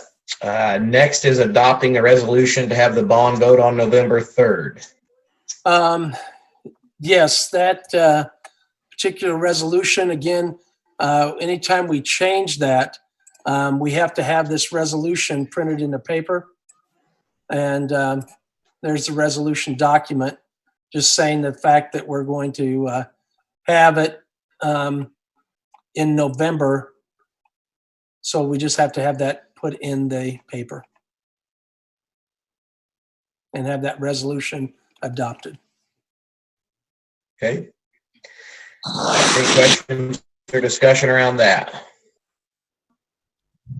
I move to accept. Tony? Tony. Sorry. So Tony made a motion to accept the printing the resolution for November 3rd. Is there a second? This is Kelly. I second. Okay, it's been moved and seconded. All those opposed, state your name. Jerome. Motion carried 5-1. All right, approving KASB membership renewal with season pass. Included in your packet with the information is then the Kansas Association of School Boards and our annual cost associated with that, $8,800 and $16, and we utilize that for all of our programming and things that we have to do with our school board association. So I would recommend that we follow through with that.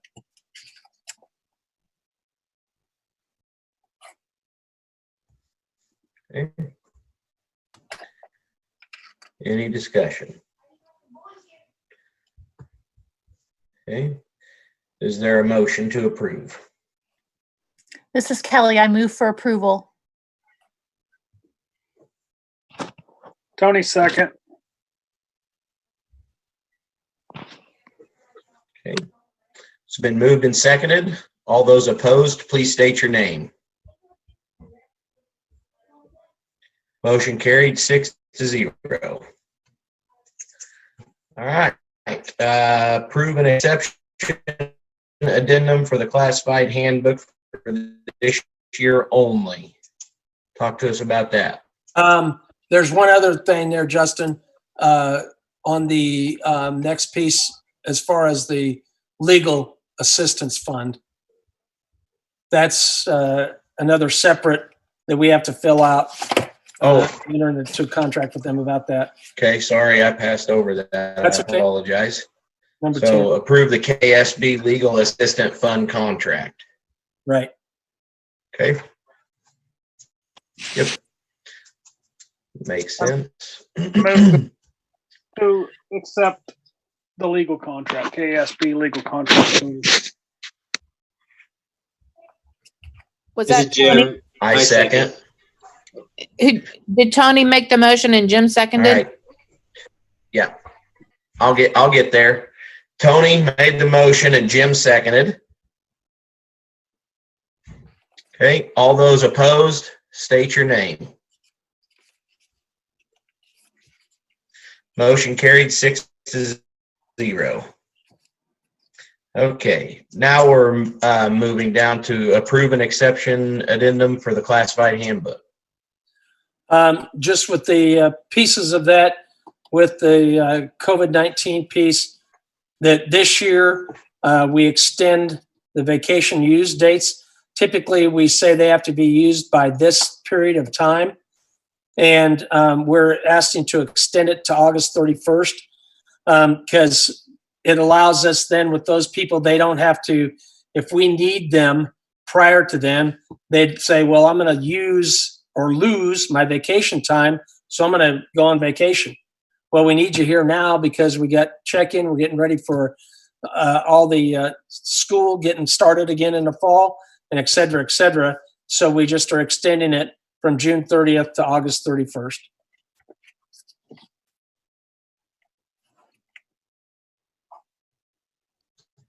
So they'd be able to use their leave during the next school year, effectively at the beginning in August when the next Right. school year starts. Right? Because otherwise it's use it or lose it type of scenario. And typically it's always followed the fiscal year.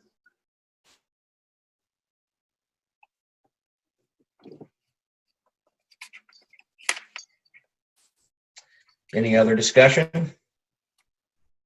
This is Kelly. This makes sense to me, and so I move for approval. Okay. Second, Tony. Kelly made the motion and Tony seconded. All those opposed, state your name. Motion carried 6-0. All right, next. Approve schools for quality education membership. It's the information is stated within the notes. It's a small group of 97 members across Kansas.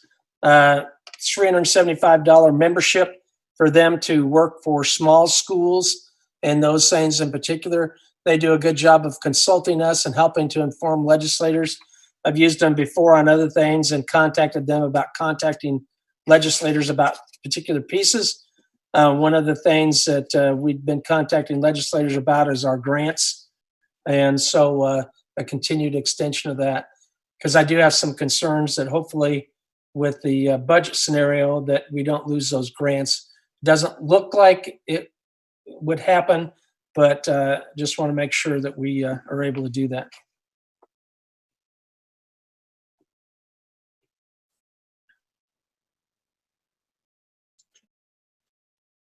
Is there any discussion around that?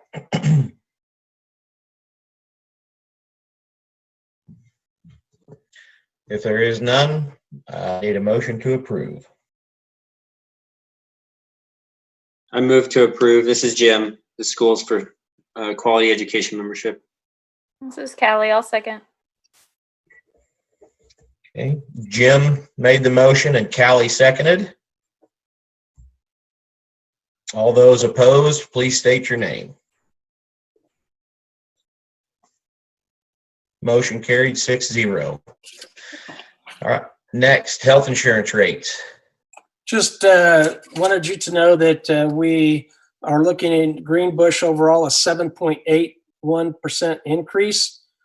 And again, it's dependent upon the tier. So those tiers that are up on your screen, that the different deductibles, option A, B, C, D, those deductible pieces, basically what they've done is change things with prescription and office visits.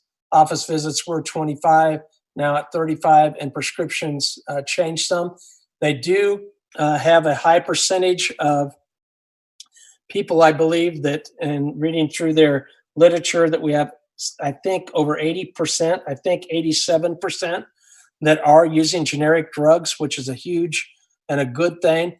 But there's just a couple drugs that they really need people to really ask again about those. We've sent out information to all our staff about making sure to ask for generic, and when they talk to their physician about that, as well as when they go to the pharmacy to ensure the generic drug piece. But overall, it's a 7.81% increase. In the past, what we've chosen to do is we continue to pay $562 a month towards whichever, down here on the right-hand side, that employee cost, whichever one they chose to be involved in. For instance, in option D, for instance, last year, it's 562 is more than the 501. It was 492 or 494. The $68 difference then we put in the district was then put into their health savings account. And we've had a large number of people that are looking at that option D in health savings account. And I think we'll see a continued number in that. So as you can see, it wasn't the 7.8% in that particular tier, but in the other tiers that made up the difference. So just wanted to provide that information.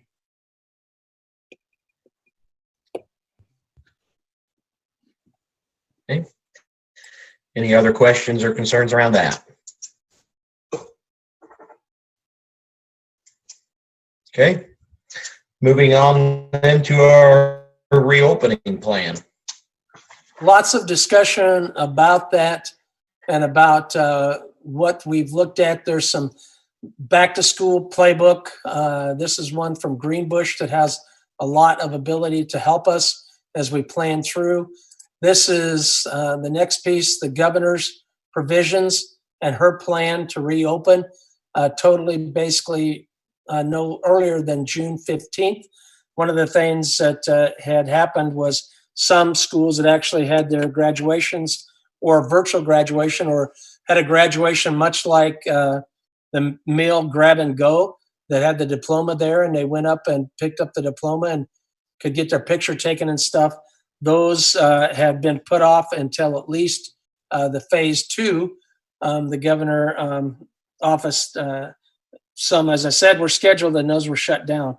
But what we're planning to do is we're following the governor's guidelines, and we can be more stringent as a county, dependent upon that. The county has indicated, and I'm on Zooms weekly with them as well, and 2 Zooms, one for schools and emergency management, and 2 with businesses and churches and community business people about what we're doing as a county, and then following the CASHA guidelines as well. But what we plan to do are have our end of year check-in, all school issued. We'd start the 14th of May with our seniors, and then continue Monday the 18th through the 20th. And this would include all the things that they have that are out there already that they have. And we utilize this Sign Up Genius to be able to see when people are signing up. And we have 5 every 30 minutes, and explains where they enter, what they do. If they meet this criteria, they won't be allowed in. We have face mask, practice the social distancing, and 1 person at a time basically will go in through stations at the high school. And 7 through 12 would be following this similar type of process. And if the board approves this reopening plan, we will go ahead and put that in the paper and put out the Sign Up Genius for all the rest of the groups, 7-12, either tonight or tomorrow morning. And then the same with the PK through 6. PK through 6 is going to be different though. The teachers will have all their items sacked up and we will be delivering them through a curbside setup and limit the number of vehicles, just like the same thing at the slots. And then we would hand deliver them their school issued in things in the bag, and they give us the iPads that are going to need to be taken back in and updated, and any other type of things, and paying for fees and et cetera. So that is our plan for that particular piece as far as the check-in and check-out of that. We did have that go through the Wabunsee County Health Department, and they have agreed to it and put their blessing upon what we're doing. And we possibly also have asked them for any help that they could provide, if possible, for that as we move through with that. The next piece of it is particularly about that's the return. There's the summer guidelines from CASHA. We talked about this a lot administratively, including our athletic director at the high school. Jaron was in on that, and Bobby was invited, but principals and athletic directors and et cetera. And when it came down to it, for us, we felt the important thing to do is continue with our vision and mission in regards to no one at risk, whether it's students, staff, and or the district. So as district, this does not allow an individual to go to camps, to work on whatever they want to do, to play with whatever outside organization they choose to, but it doesn't put the district at a potential liability or a situation where we are sponsoring and having our kids involved in these outside activities. However, with that piece too, as I said, that they could do that, then the other piece of it is we would not allow any of those groups into our facilities. We can't control that. And so we will control what we can control, and that includes the outside use of gyms and weight room. In talking to the Wabunsee County Health Department, lots of concerns with the gym and weight room as far as bodily fluids and the spread of, or potential spread.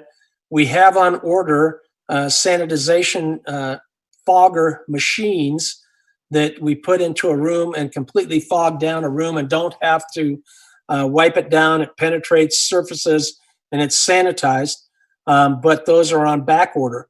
And the last time we checked, they were looked to come into September. We hope to have something prior to that and have been checking a lot to try to get that figured out.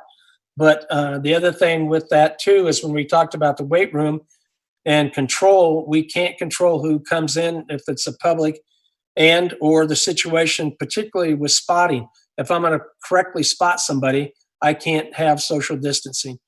We're not going to be able to monitor all those type of things. So for us, we felt most important to provide our kids the best opportunity, but at the same time to ensure as we move forward.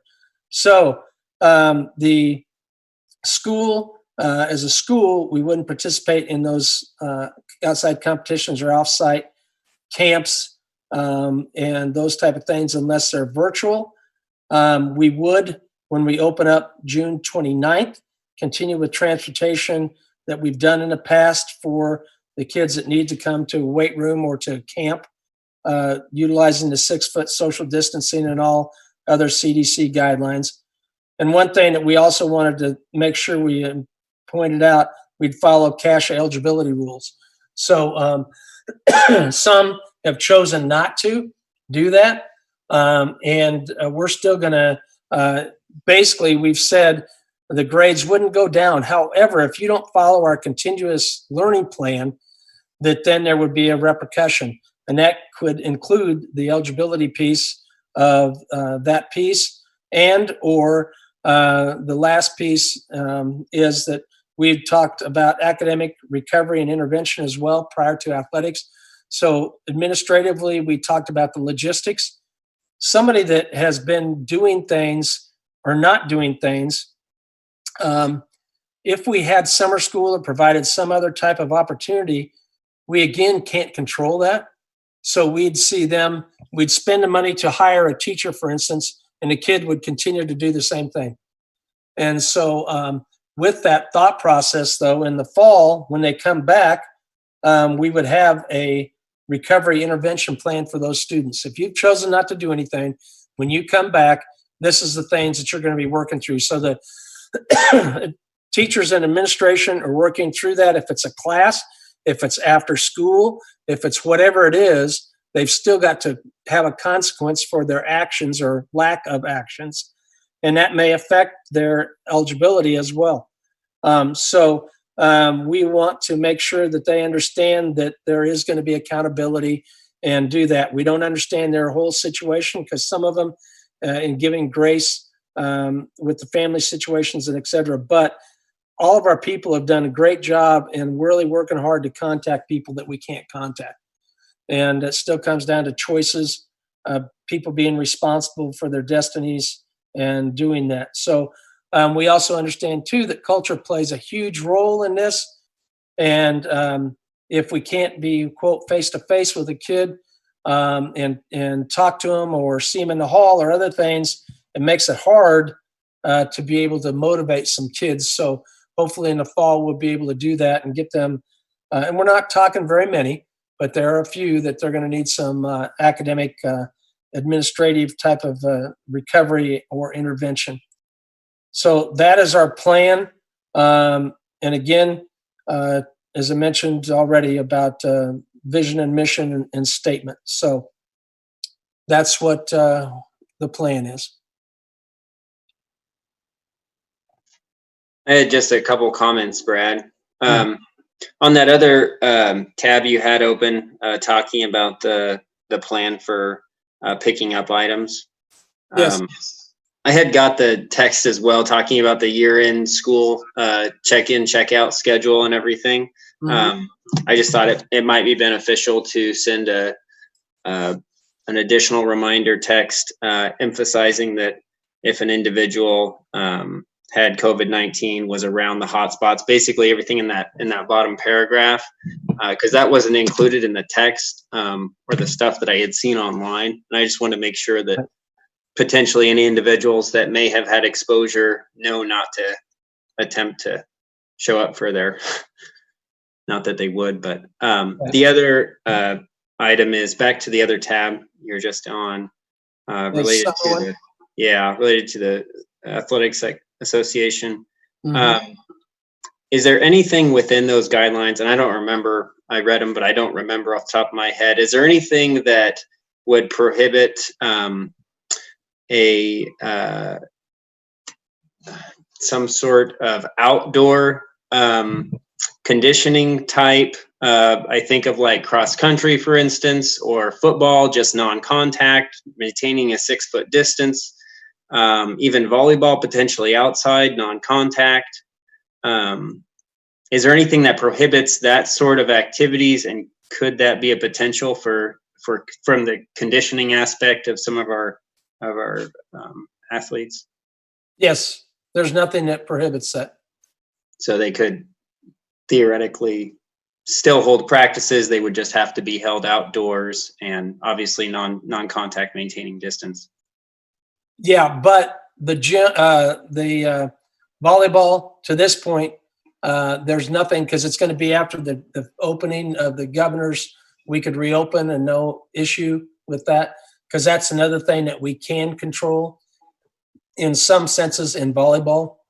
So they would still be practicing just like normal as far as in the gym, but trying to follow the social distancing as much as possible. And obviously they're not going to wear gloves. They're not going to be having a mask, all that kind of stuff. But according to the governor's rules too, that we could be opened up by then. So, and it says specifically, what you're going to do the first week, second week, third week. We did talk about too, that if we did start the June 1st piece or the June 15th piece, is there an advantage to doing that? We felt like that with the things, and as things are progressing, that if we waited till that June 29th, then you get momentum going into your season. And so everybody then would be really focused on preparing, moving forward with the season and doing all those things as far as conditioning, following those things, and slide right into their team camps right after they'd completed their conditioning and right into practice then August 17th. So that's our feeling that when we discussed all that. Okay. Thanks. Sure. Hey, Brad. Yes, ma'am. I have a quick question for you, or maybe not quick, I don't know. And I'm just, for informational purposes and only, I guess, my curiosity. So when it comes to kiddos who haven't maybe participated in the online schooling or the distance learning,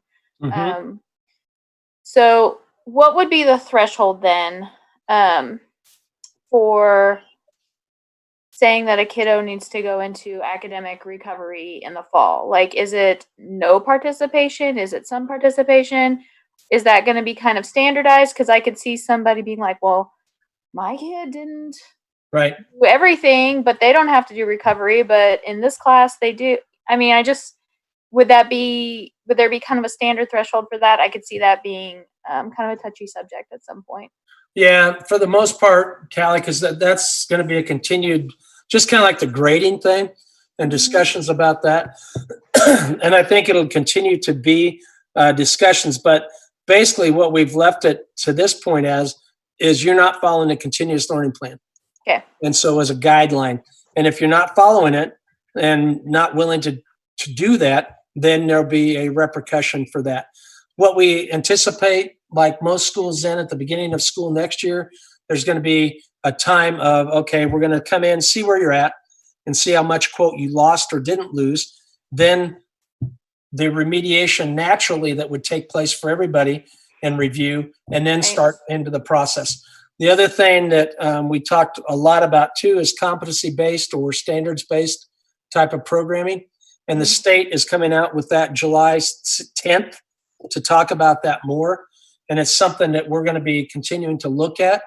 And that's going to be a whole nother huge, great opportunity. Don't get me wrong. But there's a lot of things logistically within competency standards-based type of scenarios. And a situation, let's say that you can finish high school in 2 years. It's going to take me 5. So logistically, how's that work? Does Callie still come back to graduation? Does Callie go to prom? Does Callie play volleyball? Does Callie do all these things, even though, quote, she's done with her competencies? And the exciting part of it is that it provides opportunities for kids, because both ends of the spectrum, one, I'm bored because I don't have enough to do, and I'm just in the class because I got to, quote, take it, or whatever it may be. And on the other end, if I free up that time with those kids and that teacher, then that teacher can spend more time with the bottom end. I don't mean that in a bad sense. Those that are behind, though, and need more help. And so I'm anxious to see how that is the future and what things will look like. But you know, we'll know a lot more because we've talked about standards based grading already at the elementary and some things, and we're working through some of that. But the entire portion of that and what that looks like is as a state or as a school. So. Okay, thanks. I'm more for curiosity's sake. I appreciate it. You bet.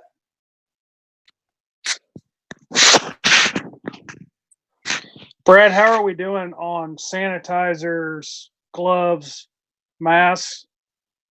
Because I want to make sure when we are doing this, that's fine. If they want to wear gloves, but say they take my stuff and they don't sanitize and they take the next person's stuff, they just passed it. Right. I know we donated. I'm just checking. I guess I'm sure you guys have thought about this already, but because I know that stuff's been hard to get to. Yeah. And I appreciate the question. And yeah, we do. We have plenty of the things that we need. We've also contacted the county health department, and they, in emergency management, they're helping us. They're providing us the N95 mask for our staff that can be reused. And then for the students, we have, and if they don't bring their own, then we have the disposable mask for them to be able to utilize. So yeah, definitely understand the question. Are they required though? Are they required? Yes. Yeah. So our students will be required to wear masks. When they come, if they're 7/12 coming into the building, yes. So in other words, After June 15th. yeah, because Why? well, no. I'm sorry, Justin. No, the dates. That's for those masks are for the checkout and check-in. But we're past the guideline. We're past the dates, though. I guess the checkout and the check-in is before the June 15th deadline for the state. Is that what I'm understanding then? That is correct. Yeah. 14th, 18th through the 20th. They would have the mask and this. Yeah. So what about all these studies that say that the N95 mask isn't doing a bit of good and it's actually doing more harm than good? Why are we forcing people to do something that they legally can't force me to do it any place in the state? Why are they forcing me to do it when I come to school? I don't think it's our place to require them to wear masks if they don't want to wear a mask. That's not our place to tell them they have to wear gloves. I don't agree with think that. we need to wear masks and we need to wear gloves. You need to just drop this. Let it go. You're the only one who feels this way. Let it go, Justin. Yeah. So the only time that we get to disagree is when you disagree with something, Jerome. Is that what I'm hearing? I'd like anybody else to speak up here. I think, okay, can I? Same as Justin. So, I think based upon at least my knowledge of what the Wabunsee County Health Department has issued, and based upon the fact that they have approved our plans as we plan them for a student pickup and check-in of information of their information or whatever they have that they have to provide. Mm-hmm. Based upon that, based upon the CDC's continued recommendation that you would wear a mask, I think we should follow those guidelines. You know, I know there is controversy, and I understand people have doubts one way or the other, but I think we should be following both the national and our local guidelines in terms of what we should be doing as far as that goes. So controversy aside, I think the recommendations provided by our national experts as well as the local county health department, I think we should be following those guidelines.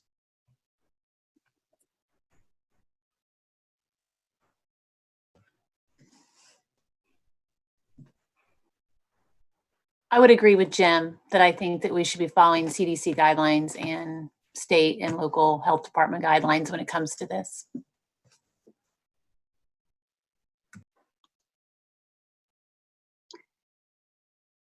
Okay.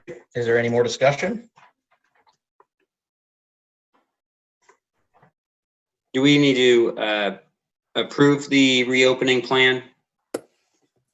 Yeah, I think it would be appropriate. Okay, I so move to approve the reopening plan that's been established and approved by our county health officials. This is Kelly. I second.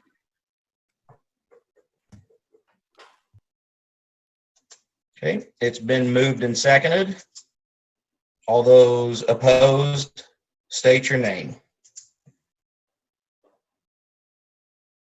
Motion carried 6-0. Next item is personnel.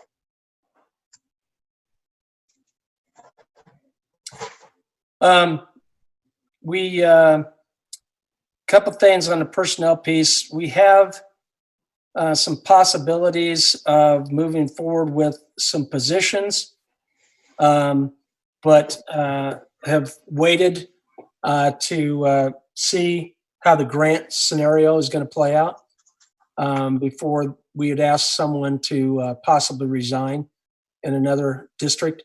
So that's something, just wanted to put that out there with that. The other thing that we're doing is looking at some cost-saving options that we'll be discussing in the future regarding personnel to continue to meet needs, but to look at some things differently and out of the box in regards to how we're providing some of our services in the future. The other piece that though is on there is we do have a resignation. The WHS art position, Carolyn Smith, is on for acceptance.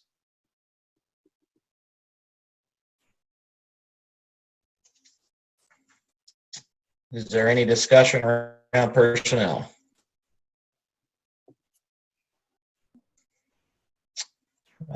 Hearing none, then if I could get a motion to,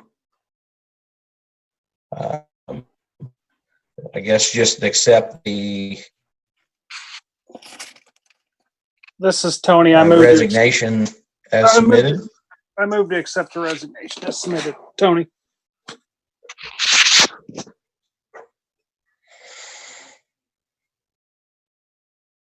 This is Jim. I second. Okay. Tony made the motion and Jim seconded. All those opposed, please state your name. Motion carried 6-0. Thank you. See, I think that's all that's on the agenda. Yeah, Justin, I'm sorry, I didn't, under superintendent board forum things discussion, I just wanted to share this, and please, I'm sorry that it took me to get it to where you guys could see the results. But anyway, had shared previously what our students and parents had thought about our continuous learning plan to this point. This is 36 responses back from our teachers and what grade levels they work at.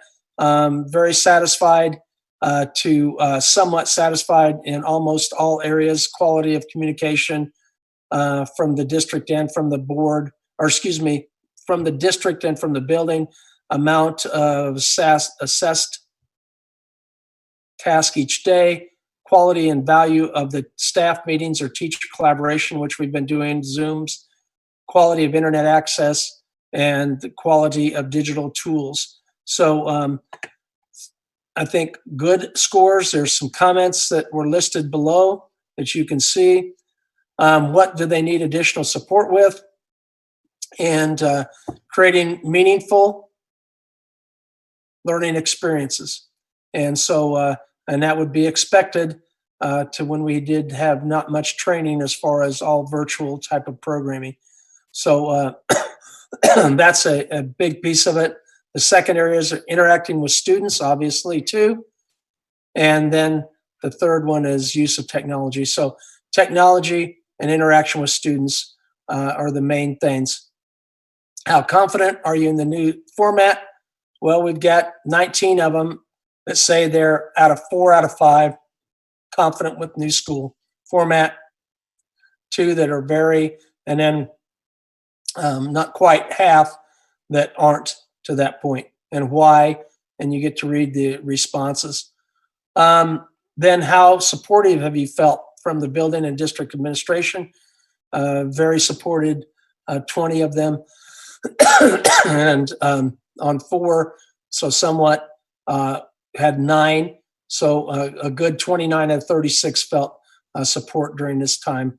And working through that again, there's the comments, there's the questions and concerns and things that you were able to see. Hopefully everyone was able to see this and get that. And again, I apologize for that piece of that. So good information to be able to have, and we'll work through that and continue to address. The other one that I wanted to share with you is meal distribution. And from that, just so that you know, we had 72 that had requested meals or occasional meals. This is the numbers that we have been giving up to the beginning of 4/29. So the last week, that's, yeah, okay. We had been averaging 66 meals Now we're up to a 75 meal. So we've had an increase. We have had a good thing, like for instance, on this day of 69, when we're preparing around 80 to 82 meals, we had 6 students call in to let us know that they wouldn't be there. So we are getting, and I think it's really important for us in a lot of ways, with the leader and me and the things responsible for destiny and opportunities for learning, that we want to help those that need help, and appreciative of these people that were willing to step forward and say, yeah, I need help. And it just goes to speak to the other end of the spectrum too, the fact that those that didn't. And so it frees up more money to be spent towards that. The other thing within it is the internet access and those things, and hotspots and some other things that our people have stepped up. And if they need help, they've gotten to a point where they could get that help, whether that means contacting their provider to get more data, to see if they could get a hotspot, which some just literally cannot because of site in McFarland and south of Alma. And then the other piece is I've taken responsibility to get to a place where I can. And so I think that that's a good learning process for our people, and continues with leader and me concepts of, again, doing these things. So just wanted to let you be aware of this. We have been approved for summer. So we typically do not, because we don't have enough free and reduced rate. So in June, we'll be offering the meals the lunch meal as well. So just wanted you to know that. And anytime we get anything from the state about SNAP or about other programs that they're available to, we get that out to these people that have responded. The communities, not communities that care, but community outreach ministries has been very good. We've given that information out to these people as well as harvesters. So feel like that we're meeting the need of our students and their families during this time.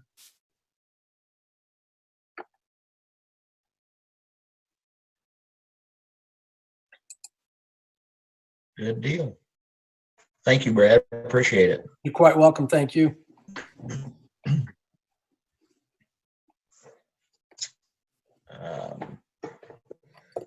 Jim, do you have anything further to add tonight? I had a few questions. Most of these are for you, Brad. And I should have brought it up. One of these I had forgotten during the transportation report. Why is it we can't get inside the buses? Is there something prohibiting us from doing that, to clean them? No, just as far as people though, and starting. So no. Okay. We can get in. So we can get in them and clean them? Yeah. Okay. Mm-hmm. Maybe I misinterpreted that part of that. That's okay. No, the other issue is too with the cleaning, like some of the stuff, we don't want to get them all clean and then have to quote re-clean just the dust and those kind of things prior to the state troopers coming out. Then we've not been able to secure with and I don't even know, I shouldn't say anything because I'm not aware of, with trying to schedule with the state troopers already anyway. But yeah, we can get inside of them. And that's one of the things that we've talked about with the drivers, and Freddie and I have discussed to have the drivers doing those type of things to start that process rather than hire anybody. Okay. Another question I had, we were talking about the bleachers, but I was curious, is there any plans, or maybe it's already in process and I don't know about it, for that one basketball goal on the northeast side that doesn't work? Is there plans to have that repaired or fixed? Thank you. Yeah, that is something that we need to talk about. I appreciate yep. We talked about it and it's kind of been dropped off. So yeah. That's right. Another question I had just generally about the election. Will this election give us voting numbers by precinct? Do we get that level of data in the general election? I want to make sure. Yes. We do. Okay.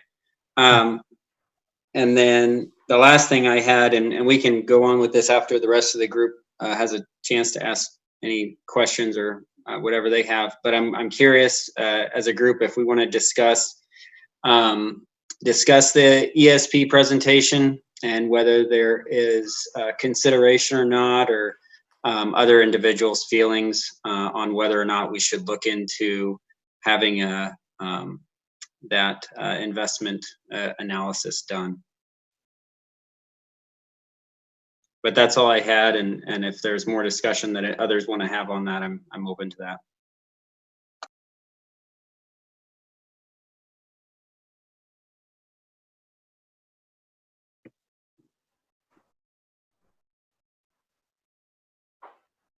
All right. Kelly. I don't have anything further for the group. Okay. May have lost. So I'll come Allie. I don't think I've got anything else. I mean, I would second both, I guess, Justin. Thank you. Okay. Callie, you have anything? Yeah. So I guess, I mean, I just say I would agree with Jim and Justin both about just this would be a hard time to make a call on the ESP.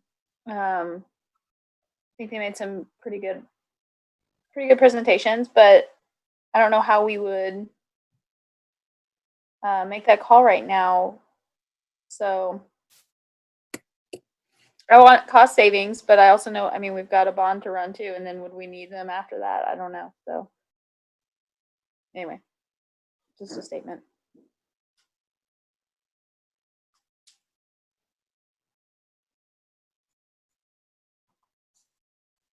Okay.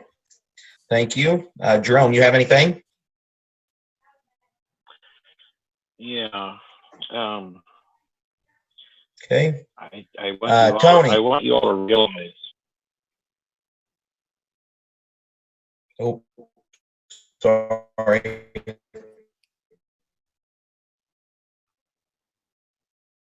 Can't hear you, Jerome. Well, I don't know if you can hear me. Where I live, the internet's not very good, but I think you all need to realize with the uncertainty in the agriculture economy, which is the dominant economy here where we all live, that moving forward with the bond is very short-sighted.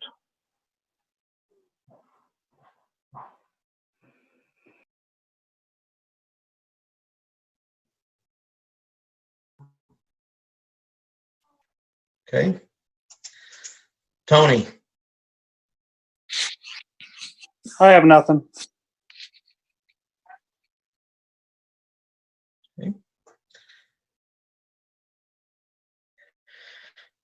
And I guess I will express my concern with the bond as well, and we'll obviously be discussing this as meetings come on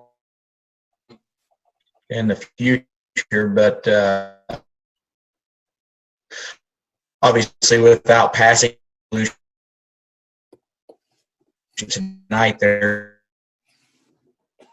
is no bond in November, so we have to pass it tonight to give us the opportunity. But as time will tell, things recover and things, and has been quite some time here.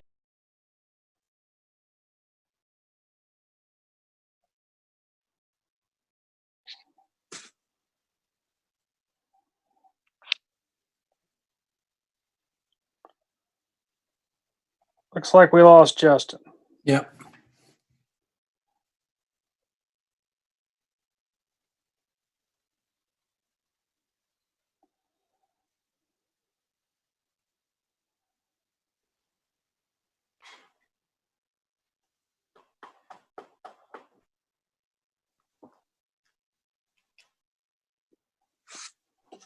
Did you text him? You want me to?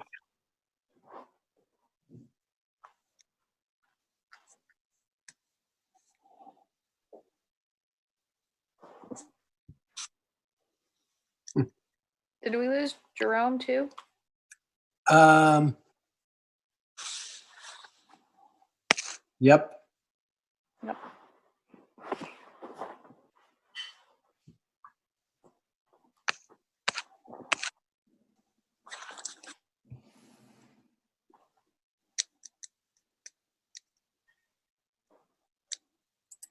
Is it raining out that way? Like towards Alma? It looks like it's doing something outside. Anybody? Yes, this is Galen. It's raining here. Okay, thanks, Galen. I was gonna say I have no idea where I'm at. It could be. Okay, Justin says he's not coming back. So with that, what's that leave us? That leaves us with 4. So we made it around everybody here. So I would just need a motion to adjourn. Motion to adjourn. Go ahead. So Callie, move to adjourn. Yes. I'll second. And Jim second. Get that, Cheryl? So, I got it. Yes, thank you. okay. All opposed, voice with your name. Motion passed 4-0. Adjourned. Thank you, guys. Thank you. Bye. Thank Bye. you. Thank you, guys. Have a good night. You too. You too.